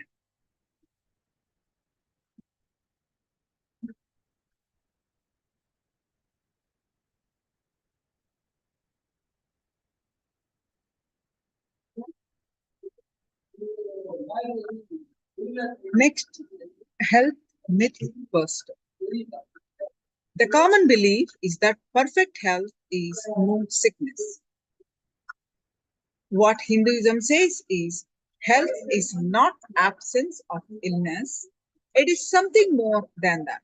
Well being is a state of complete physical, mental, spiritual, psychological, and social well being.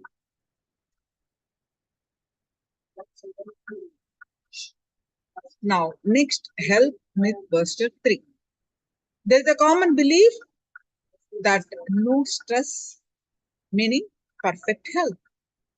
What Hinduism says is even if you do not have any external stress, but if you have a wrong idea about you, that itself can destroy your health.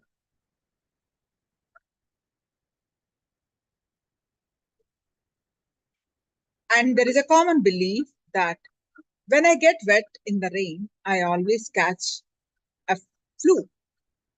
What Hinduism says is not only the active pattern, the passive beliefs you have also affects your system, also affects your health. And there is another common belief I had a paracetamol, so in 2 hours I should be good. Many of us, any illness, any pain, we just swallow paracetamol and then we think we are all right after a couple of hours. What Hinduism says is even your medicine is what we believe as medicine. With placebo medicine itself, 80% of the people are getting cured. And the real medicine is not able to compete with that. Real medicine stuck with 50% result only. And there is a common belief the body needs to fall sick as it is just a biomechanism.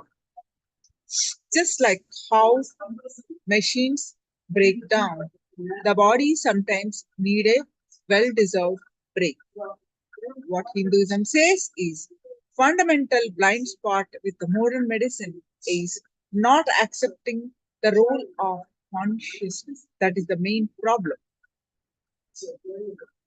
Treating body as just biomechanism. Next, health mythbuster is if there is a little pain, ignore it. If needed, pop some painkillers and go to sleep. You don't need to do anything about it.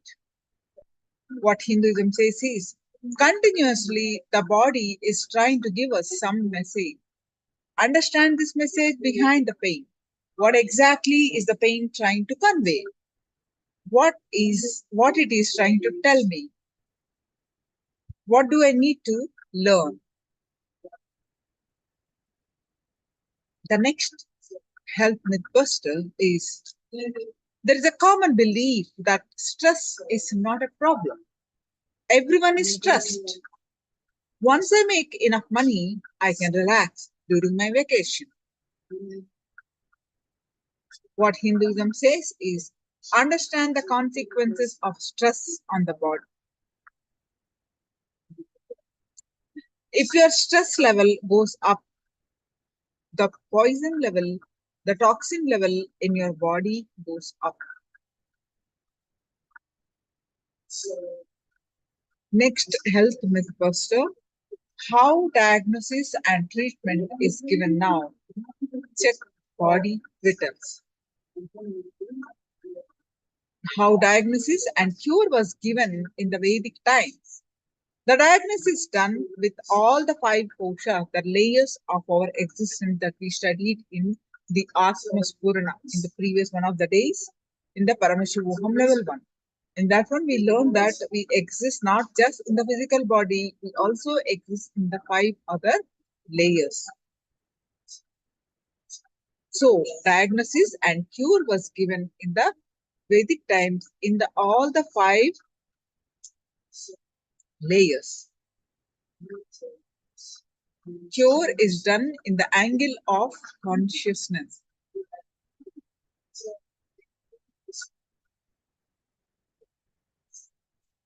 Now, let us understand the deeper insights of health.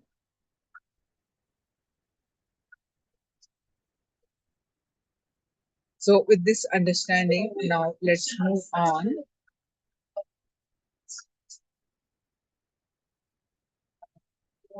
Let's understand the basic understanding.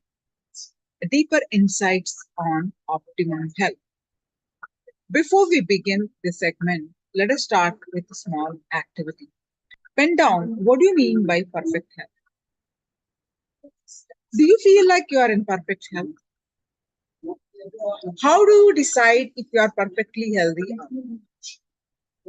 Let us do this activity for a few minutes. Take pen down.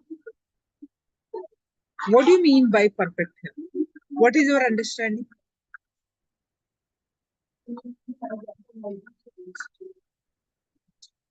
And do you feel like you are of perfect health?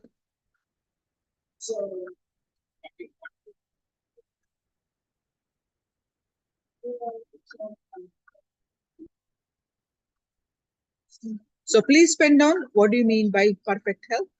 And do you feel like you are of perfect health? And how do you decide if you are perfectly healthy or not? So please quickly go ahead and pen down.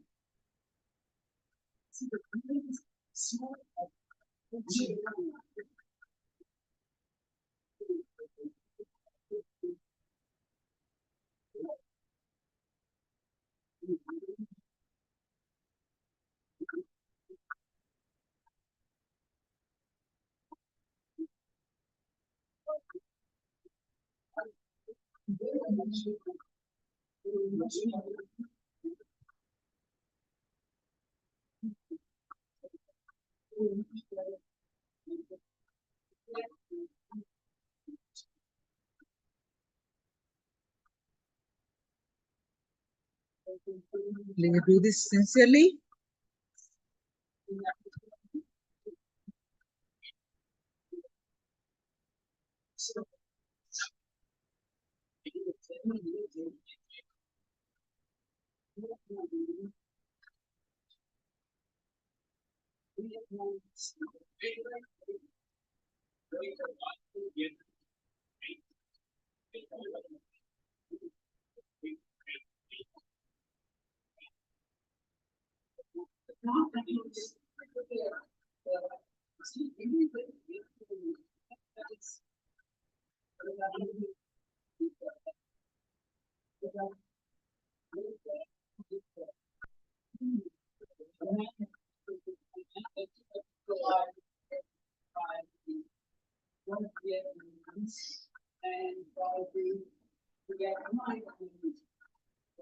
Purna Sukhananda, TW, all of you please come in front of camera and do this exercise sincerely.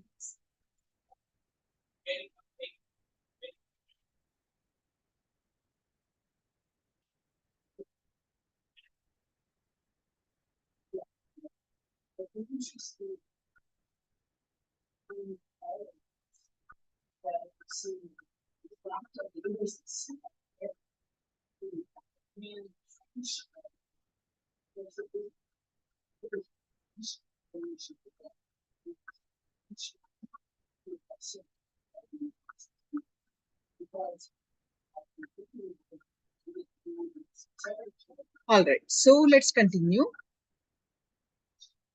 You may have a medically fit body. That does not mean that you are completely healthy. Please understand, medically fit does not mean that you are healthy. Do you know what perfect health is? Health is a state of physical, psychological, emotional, and spiritual well-being. When you feel life is good, those are the moments you are healthy. When you are able to say, my life is good, wow, what a life it is, then you are healthy.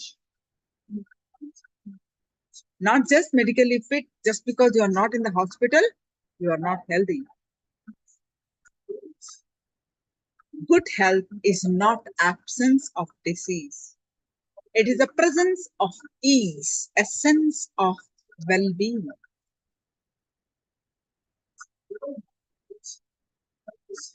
We are not mere humans who are meant to fall sick and then get cured.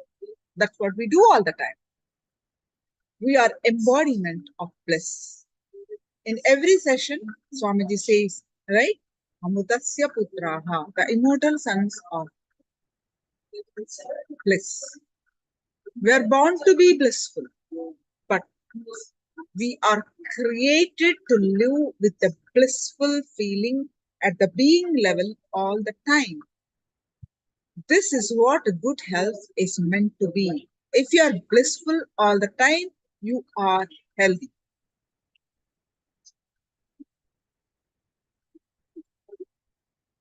If you are blissful all the time, you are healthy. Our body has been designed so beautifully. If we just allow it to run on its natural intelligence, it will function well. The moment you impose conditionings on the body, you start experiencing difficulties.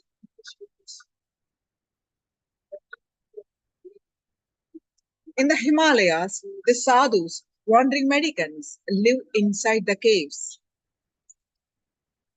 They are the healthiest people ever. Come sun or rain or snow, they continue to live. Their body adjusts itself to prevailing conditions. We just have to trust nature and our own immune system.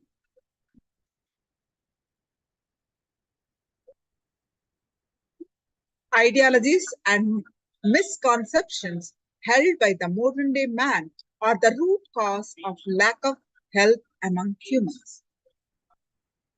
Cognitions based upon health must be built on the cosmic principle, union of mind and body for the purpose of its existence is health. The ability to handle all diseases, creating health, maintaining the health, and awakening the extraordinary spiritual powers from within the human body becomes very easy.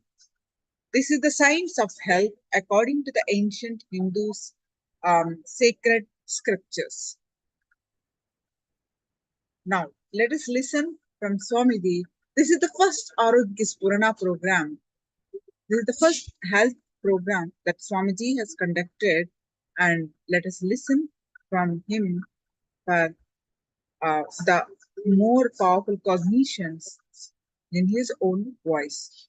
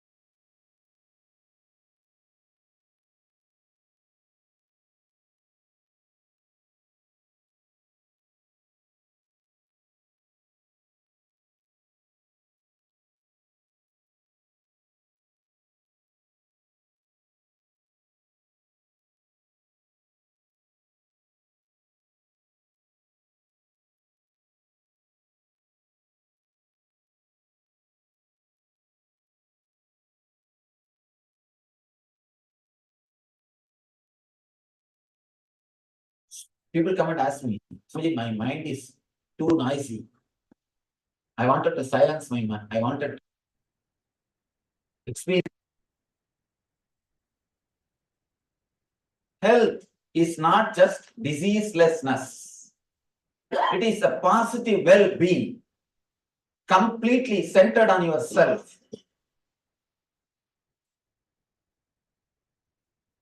Swa-asta means centered on yourself. A different kind of positive well-being.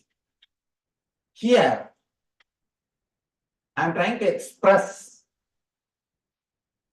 the whole spirituality centered on health, well-being, because you understand whether it is a meditation or spirituality or anything based on what you feel inside your body. Please understand, as on now, all we have is only one thing, body. If we cannot handle this properly, if we do not handle this body properly, whatever we speak about meditation, spirituality, religion, everything is just dreams which turns the mind, that's all. As on now, you do not know anything more than body. For example, you say, I slept well. How? By remembering the feeling which you are having, which you had in the body, which you had and which you are having. Only based on that feeling, you claim you slept well. Same way, oh, I felt in that meditation so peaceful, so blissful. How? Based on the feeling which you have inside the body, which you had or which you are having. So as on now, even your spirituality will be measured only based on the body. You do not know anything except body. All we know is only one thing, that is body. First thing we need to work is body. Then the meditation or spirituality, yoga or religion or God, Atman, Nirvana, anything can come. Everything can come later on. The first thing which we need to work, first thing which we need to understand is body, because all we have is only body. Usually, there are two kinds of maintenance in mechanical engineering. They say that breakdown maintenance and preventive maintenance. Whether you believe it or not, we are all doing only breakdown maintenance. We are all doing with as far as it is our body concerned. When it comes to our body, we are all doing only breakdown maintenance. As long as it runs, it runs. Neither we care about preventive maintenance, nor we learn about preventive maintenance. Here, these 2 days, I am going to completely concentrate on this preventive maintenance and breakdown maintenance. As on now, there are many people who are at the breakdown level, where maintenance is necessary. Not only necessary, it's an emergency. We will do that breakdown maintenance. Then some more tips for preventive maintenance. Whole thing, this whole Arogya Spurana is just these 2 words, preventive maintenance and breakdown maintenance. Straight away, I am going to concentrate working on the body. Please understand, these 2 days you will not receive many concepts, theories, intellectual ideas. Usually, all our meditation camps, at least there will be 1.5 hours, 2 hours lecture. Then I present a meditation technique. But here, straight away I am going to work on the body. Straight away I am going to work on the body. I will present the concept behind that meditation. Then we will enter into the meditation. Because I wanted you all straight away to have the benefit of meditation. Of course, all of you must have attended some program or other. I think the faces who are all in the Gita. The whole batch was and the remaining are our own teachers. Anybody who has come outside Earlier, our own teachers and our own devotees. Yet, how many are seeing me first time? Please raise your hands. First time attending any of my program. Of course, the big problem is, even though we sit, we don't listen. If you listen, one lecture is more than enough. Lecture is more than enough. Basically, if you already heard or attended some programs, you know the basic concept of how the body and mind and being are connected intimately. Here, instead of trying to present concepts, I wanted 2 days to be completely spent on meditation techniques, continuously working on yourself. Working on yourself. These 2 days, I'm going to concentrate only on body, only on health. Then all the enlightenment, meditation, everything can come later on. Let all those things come later on. All those things are secondary. Please understand. You may think you are a great seeker, but you are seeking only well-being inside your being, inside your space. Be very clear, you do not know anything else except a peaceful feeling or a blissful feeling. That's all. Whenever that happens, you say you had a spiritual experience. So whatever you think as God, meditation, religion, spirituality, everything is nothing but peaceful or blissful feeling inside your being. As on now, we are not ease with ourselves. Some reason, I can say social conditioning or torturing yourself.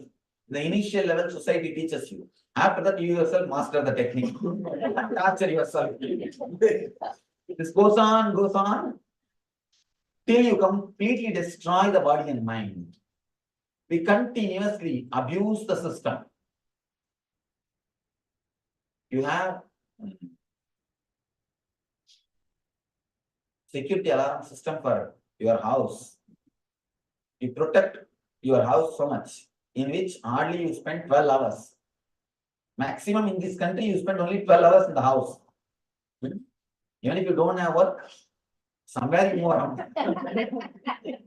Hardly 12 hours only people spend average in their house. For that, you have so much of protection mechanism, alarm system, and so much of cleaning and everything. But you reside in the body 24 hours continuously, but you don't have any alarm system. The only alarm system is pain. Pain is the only alarm system. But the problem is, when alarm system goes on, you work only to switch off the alarm. You don't enter into the house and see where the thief is. Why the alarm is ringing? We never go and find the root or the reason why the alarm is ringing, why the pain is happening.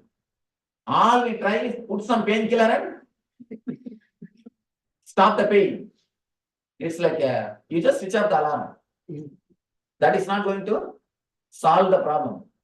If you just switch off the alarm and next day when you go, please understand, we don't have any alarm system except pain. But whenever it comes, first thing we resist the pain. We do not understand the message delivered to us through pain. Whenever pain happens to you, there is a message for you. It is just an alarm. Look into the message. What exactly the pain is trying to convey? What exactly the pain wants to tell me? What exactly I need to learn from the pain? Same way, continuously our body is giving so many messages for us. According to Ayurveda, not only according to Ayurveda, according to the truth, human body is the most sophisticated, intelligent system in the whole planet Earth. If you see 2-3 things, first thing, converting blood into blood. which every day your body does. People come and ask me, Swamiji, why don't you do some miracles? Why don't you show us some miracles? Why don't you convert water into wine? Converting water into wine, breweries do. You don't need to be God for that. Converting water into wine is a great spiritual quality. That's what all the breweries are doing. Converting man into divine is the real thing, not converting water into wine. Anyhow, I always tell them, your body, see the miracles done by your body. Every day the blood is becoming blood. Whatever you add into your system, that becomes part of your system. If we have to do this mechanically, converting blood into blood, if you have to do it mechanically, we need an industry which runs 3 miles length. Scientists say 3 miles length, the industry will run. If you have to do that mechanically, the outside, and if you have to do one information processing, means receiving one data from the world, processing it, and giving the answer. For that, you need a computer which will be 3-story height. If we have to do that, for example, now you are seeing me. This scene goes inside and you process it. First, you do that neti process. This is not a tree, this is not a animal, this is not this is not this. You do the excluding process. Then you start identifying. This is it. Then all your past memory comes. Your past memory with me. Then you decide. Sit here, listen attentively. For this simple process to happen, you store so much of data, so much of information. If you have to do this mechanically, we need a computer which will be 3-story height. People come and ask me, Swamiji, my mind is too noisy. I wanted to silence my mind. I wanted to experience silence. I tell them, never say. For the amount of work which your mind does, your mind is not too noisy. It is completely silent. The amount of work which goes on, for that surely it is silent. Now, please understand the miracles happening inside your system continuously. So much is happening inside you, we never look into that. Because we never look into it. First thing, we take our body for granted. Next thing, start abusing it. Whenever you take something for granted, you start abusing it. The moment you take your relationship for granted, you will start abusing. The moment you take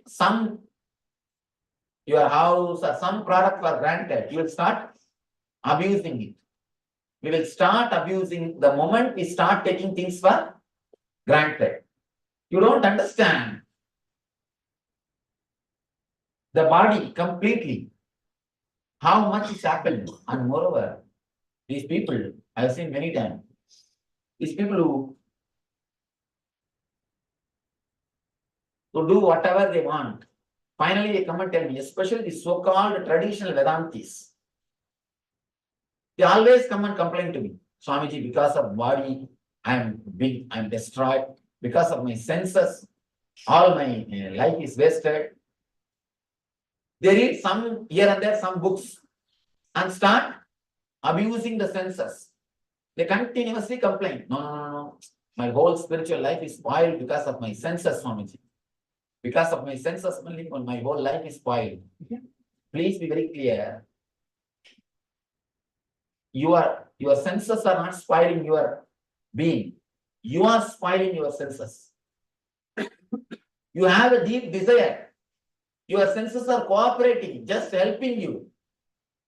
You have a deep desire to go and drink. Your legs are helping you. What to do? Through the legs, you go to the bar and abuse your system. And then come and tell me, because of your senses, you are losing all the spirituality. Please be very clear. It is not our senses which is abusing us. We who are abusing our senses. We who are abusing our body. Whatever we want, we use. Whatever way we want to enjoy, we use our body for that. We abuse our body. Then we blame the body finally.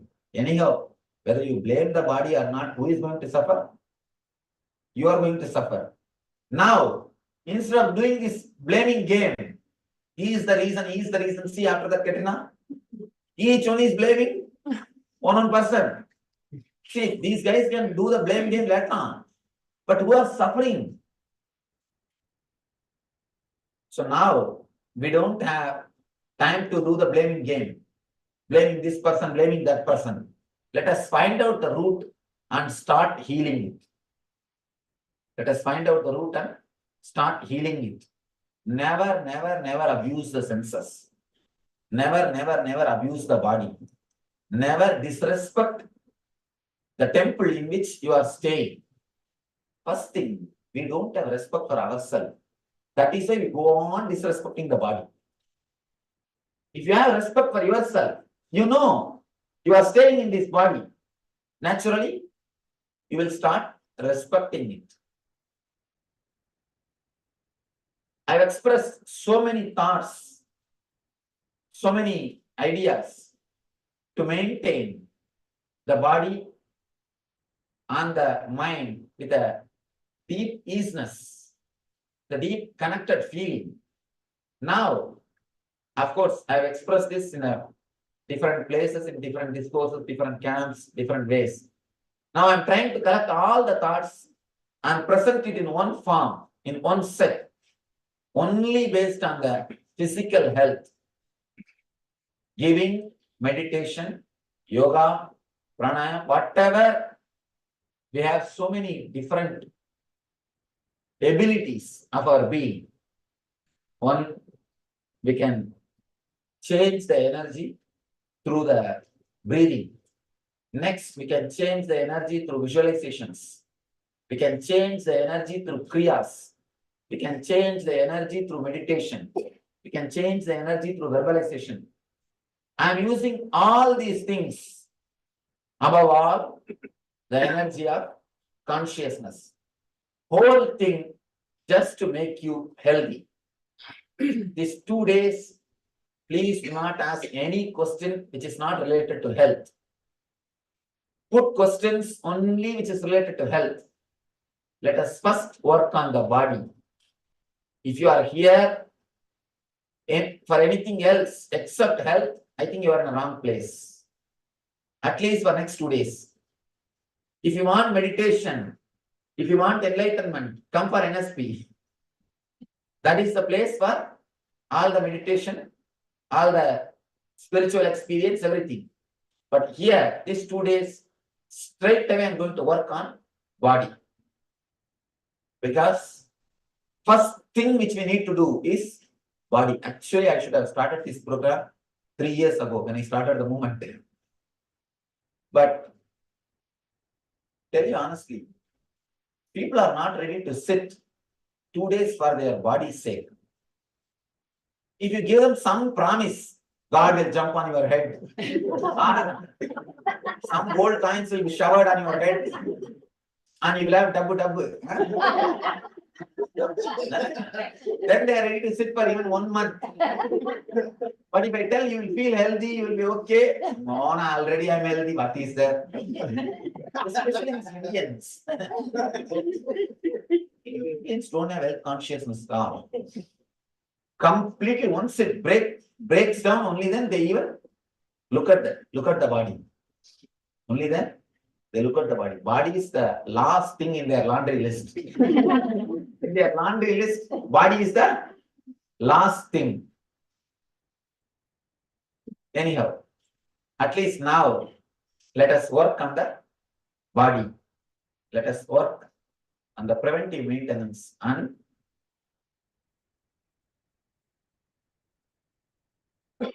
breakdown maintenance.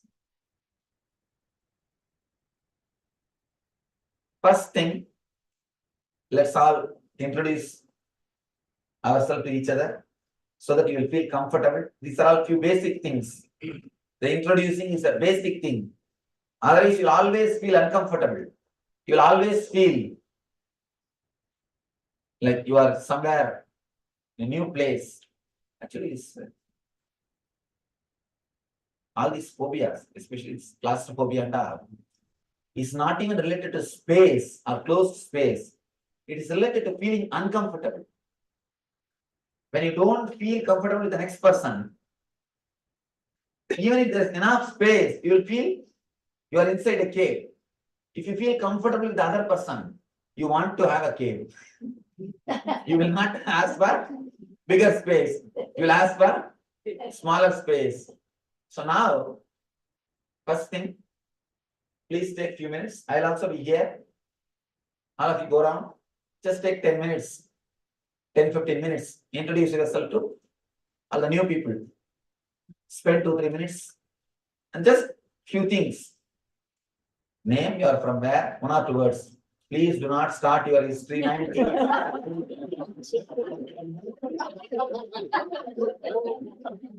When I was in the army.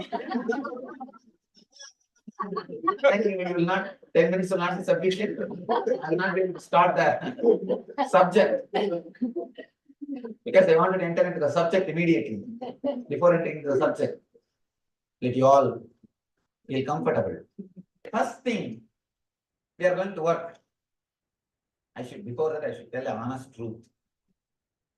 Of course, most of you know me, so I can tell the truth.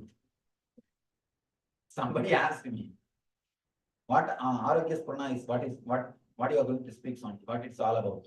I said, who knows? Who knows? I can tell one thing. Please take few minutes and in your notebook, write a list of pains, uneasiness, or diseases which you are having. Pains. Please understand. 3 level. Pains, superficial.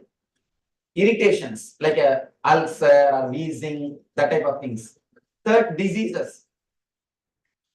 This 3 level, all 3 level, please write whatever you have. Even if you suspect the little or the slight symptoms you are having, please write it down.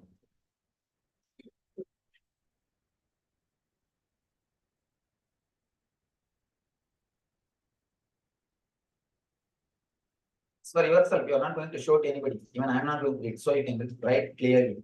And it's for yourself.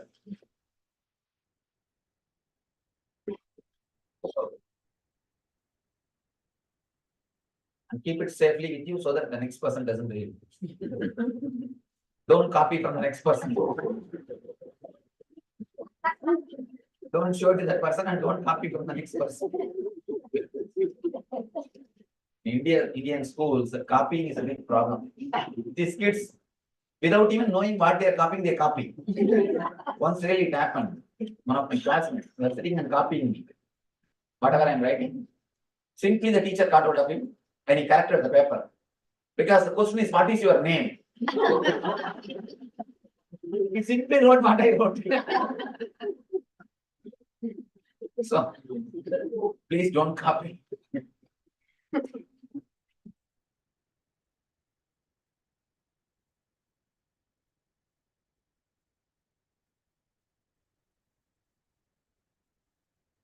Yes.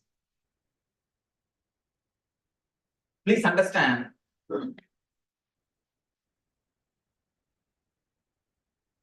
If you already attended some of our programs, or if you already know me, you may be knowing. Whenever I make any statement, I take responsibility for the statement. Now I tell you, even though it feels too good to be true, I tell you, whatever you have written will disappear. You may think, what are you talking so much? Please understand,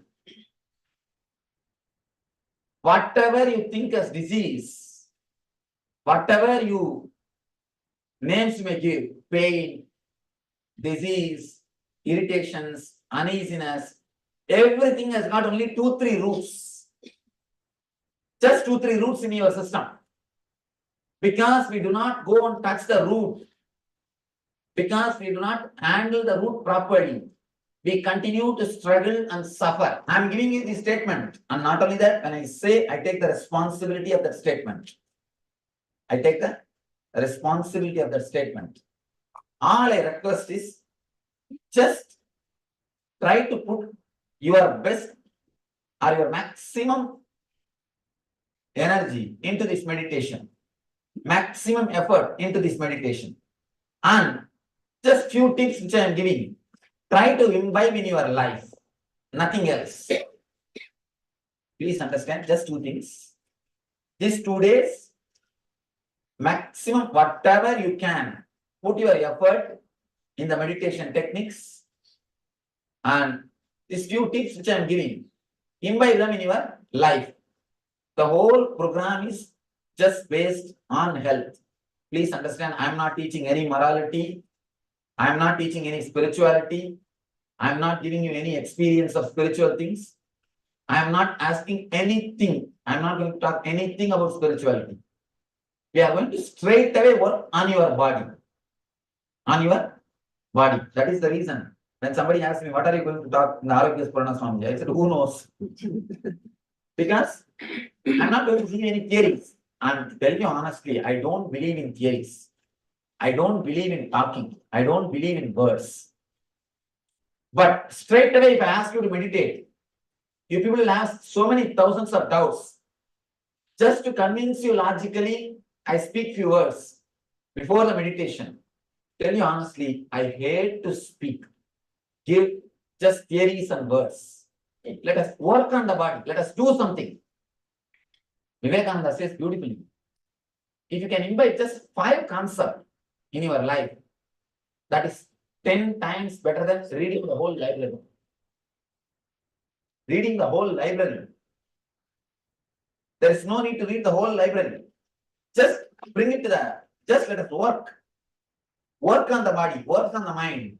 Even for spirituality, working on the meditation only will work. That only will help. I always tell people, your work will speak for you. Your speaking will never work for you.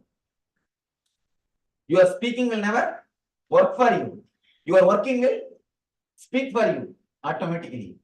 Here, first thing, we are going to work on our body to remove the unnecessary toxins. I have to use the word toxins because I don't know any other word.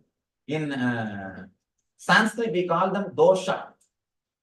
In English, I don't know any other equivalent word. Basically, the dosha is because of the imbalance of vada, pitta, and kapha. These 3 energies. All right, I'll just give the meaning. Please understand the concept. Understand the concept, then you will be able to understand. Because there's no exact translation. It's all the words I'm using are from Ayurveda system. The exact translation words are not there. Even the Ayurvedic books, English books, they use the same word only. They just give the meaning and they use the same word. All these 3 are responsible for our body functioning in a balanced way. Same way, all these 3 are only responsible for all our diseases. All our diseases. When we work on these 3, whatever we have inside the body, it can be completely healed. It can be completely healed. One more thing, when we work on the vada and pitta and kapha, even your bone structure will start healing itself.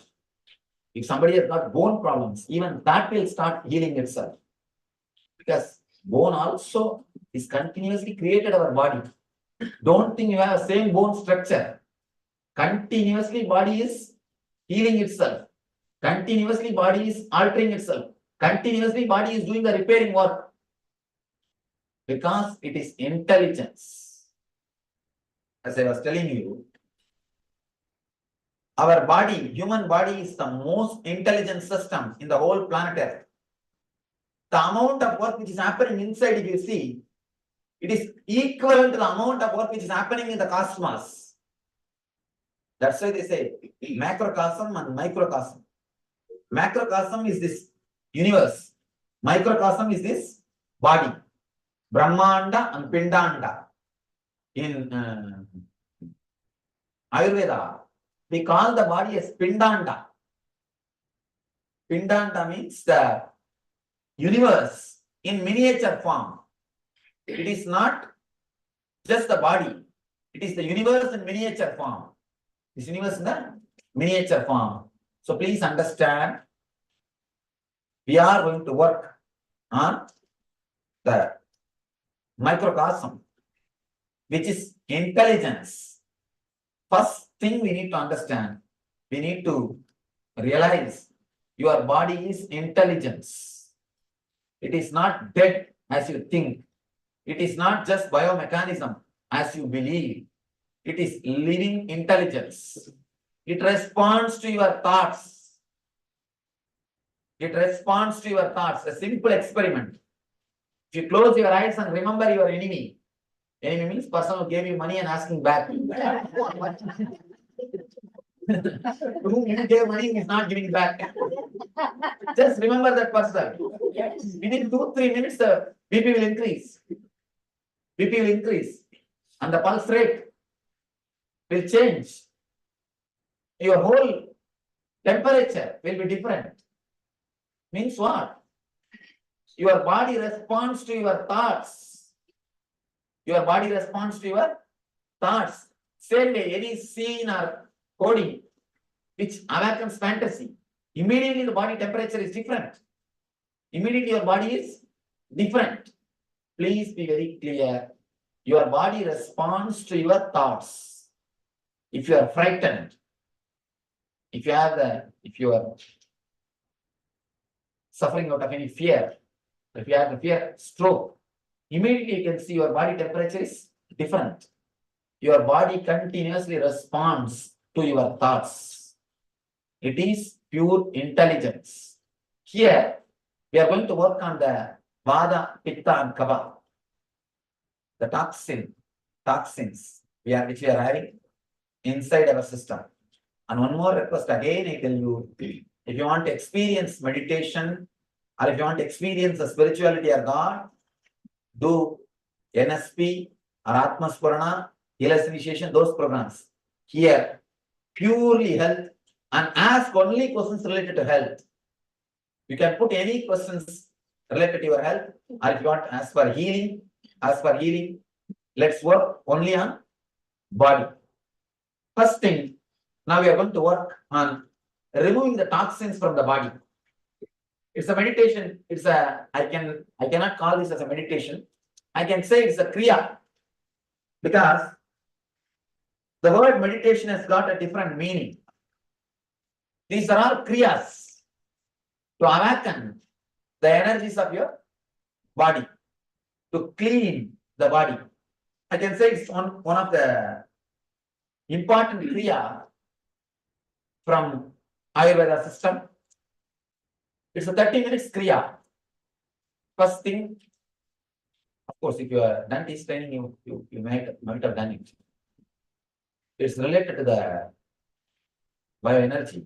First thing, you will continuously shake the whole body. First 10 minutes. Second 10 minutes. Of course, it's very funny. If you have done our LBP, you know the Manipura meditation, catharsis. Here again, I'm using the catharsis to clear the pitta. See, there are all the three energies. All three energies will be balanced by these 3 steps. First 10 minutes, I wanted you to completely shake the body. If you have you seen the Parkinson's people? How they shiver.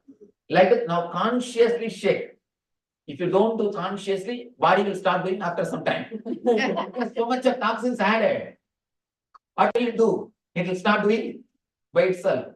Now let us clear everything.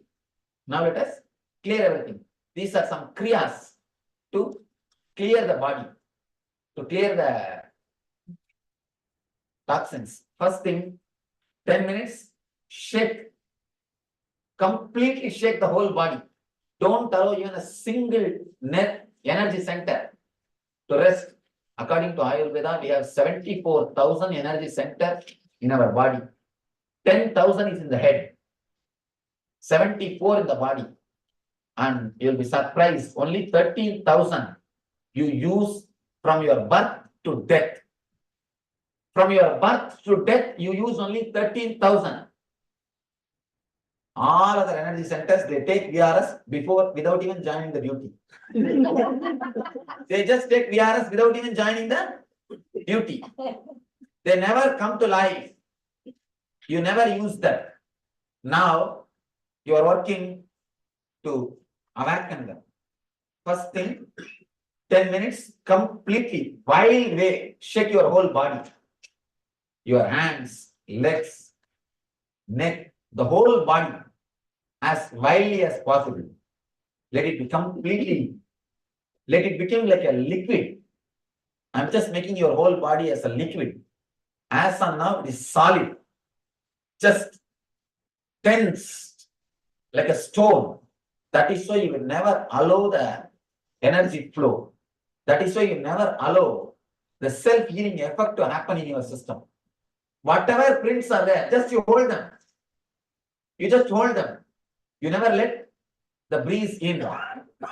Here, by shaking the whole thing, your whole body will become like a liquid. Don't be afraid. These are all foolproof, solid techniques. Anybody having heart problem? Only people who are having heart problem. Those people don't do. I'll give you a little altered technique. For how many? Only one? Please raise your hand. Yes. You people will not do this meditation, and others can do.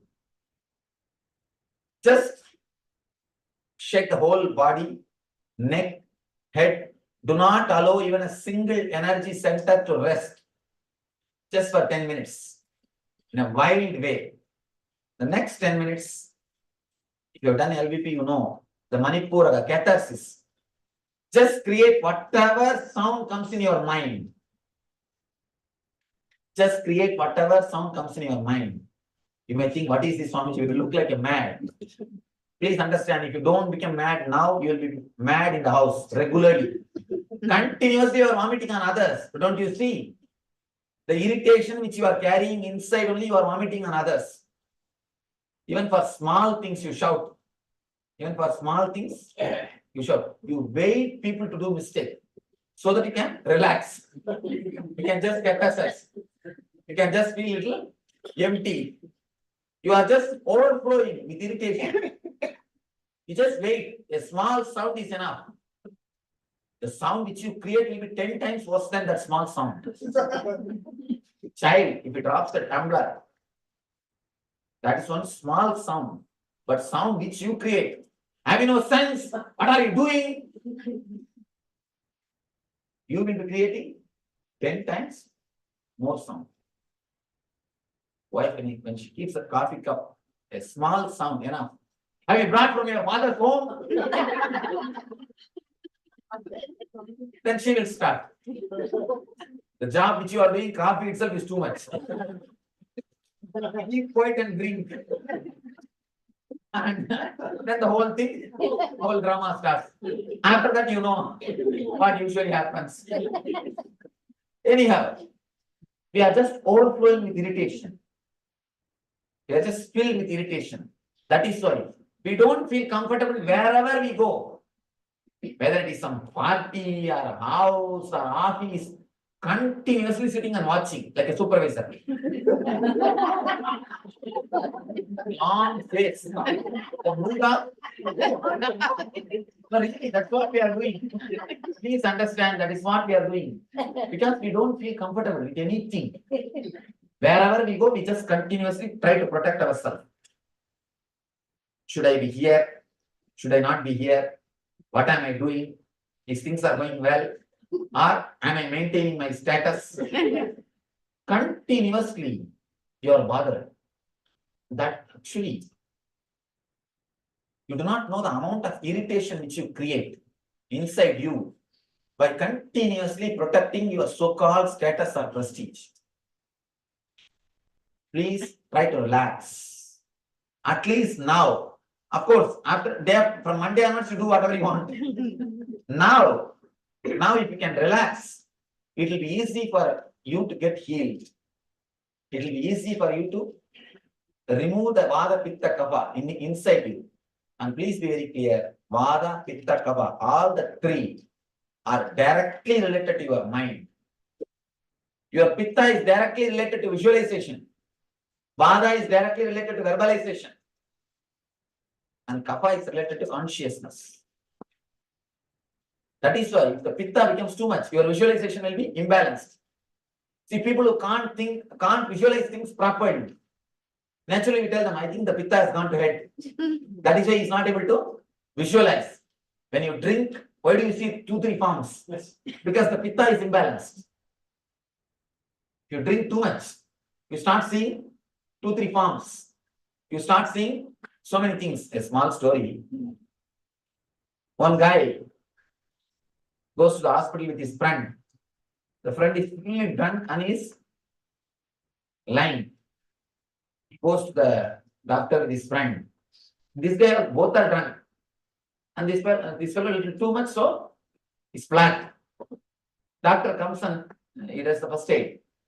The doctor asks the guy who's lying, hey, what's happening to you? What's your name? This guy tells his name. My name. Something. Then he asks, are you seeing animals all over the room? Are you seeing different figures all over the room? Are you seeing some ghosts? This guy says, no, I am not seeing anything. I am perfectly all right. I am not seeing anything except you. Then the doctor says, oh, no problem. Then you are all right. By tomorrow morning, you will become all right. But the friend says, doctor, please do something. You know, I know, room is filled with animals. He is not able to see even this thing. Please do something and let him be healed. You also know, I also know. Room is filled with all the animals. So this guy is seeing all those things. Actually, when your Pitta is imbalanced, your visualization is imbalanced. Your visualization is imbalanced. Your clarity of thinking is imbalanced. Whenever you carry the irritation, same way you imbalance your Pitta. You imbalance your Pitta. Now, throw away all the negativity which you are carrying. Empty all the irritation which you are carrying. Let it come out in the form of shouting or crying or screaming. Don't bother. We have soundproof system. Don't bother. Just bring that out. Let everything come out. After that, last 10 minutes, sit silently. Sit silently. Let me explain once more. First 10 minutes, shake the whole body. Shake the whole body so that your body will become liquid. Next 10 minutes, let all the irritation come out. Third 10 minutes, sit silently and witness whatever is happening in the body and in your mind. It's the initial preparation technique. I'm preparing you, tuning the body to enter into the deeper level things. I wanted at least all of you to do 15 meditation techniques in these 2 days. At least 15 meditation techniques. I'm not going to speak much. Working on you, you will achieve something. Whatever it is. Can you get something just by words? You can't get mango out of mantra. Use any mantra. Can you get one mango? Nothing. It will come only by working. Let's work on our self. I wanted all of you to do at least 15 meditation techniques. It depends on you only. We will be able to finish. Now, any doubt in the instruction?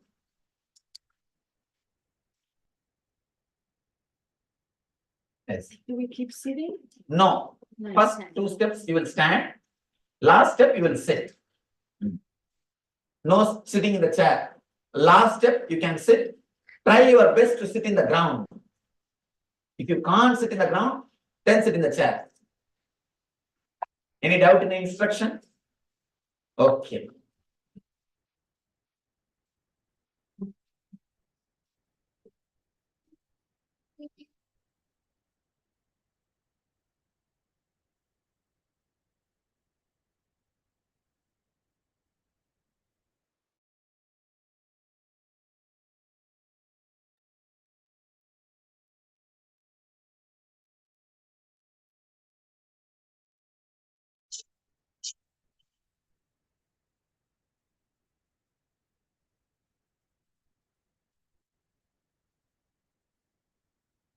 So what is your understanding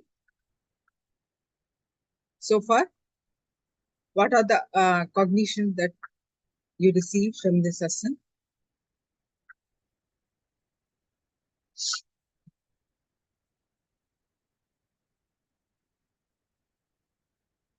What is optimal health? You can internalize it and share.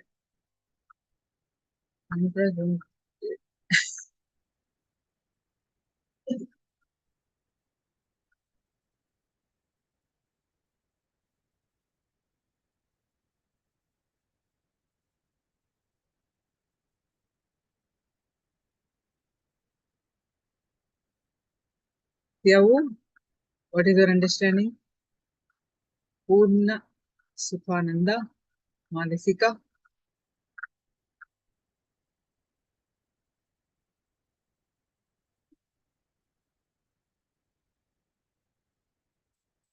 You can keep sharing your understanding.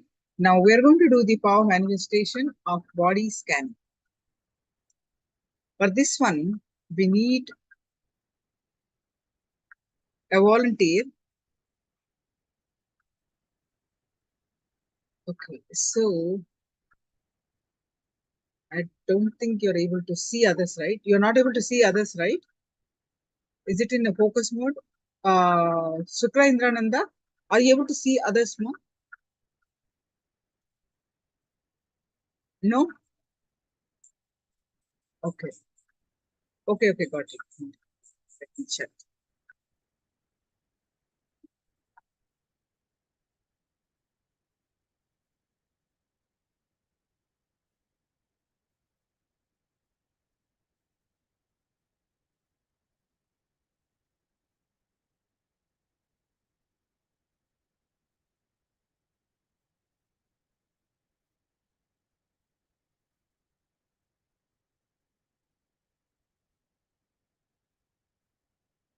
So if you can't see, we can't manifest that power of body scanning. Let me see if I can remove the focus mode. All right. So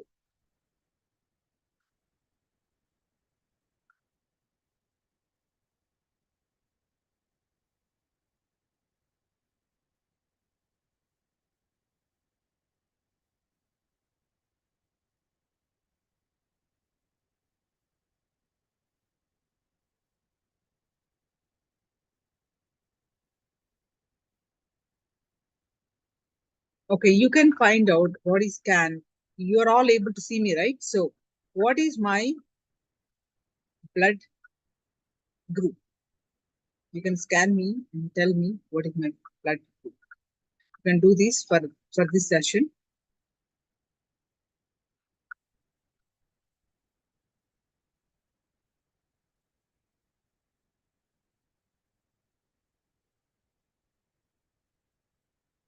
You can do the body scanning and tell me what is my blood group. All right.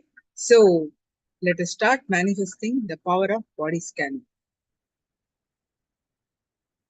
Are you all ready?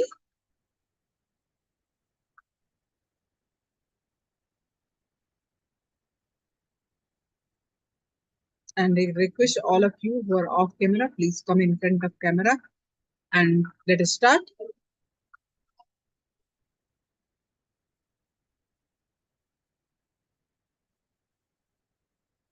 Do the translator now.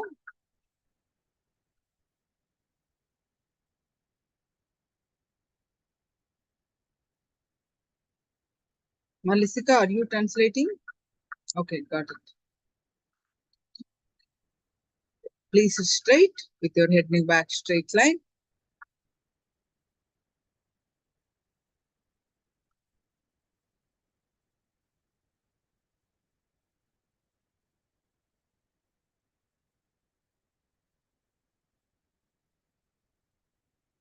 Bring your restful awareness to your third eye.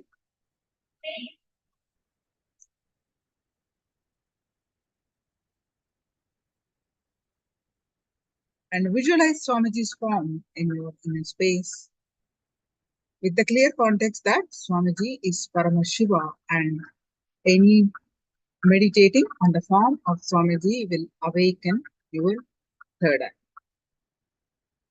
With this context, bring your awareness to your third eye again and again.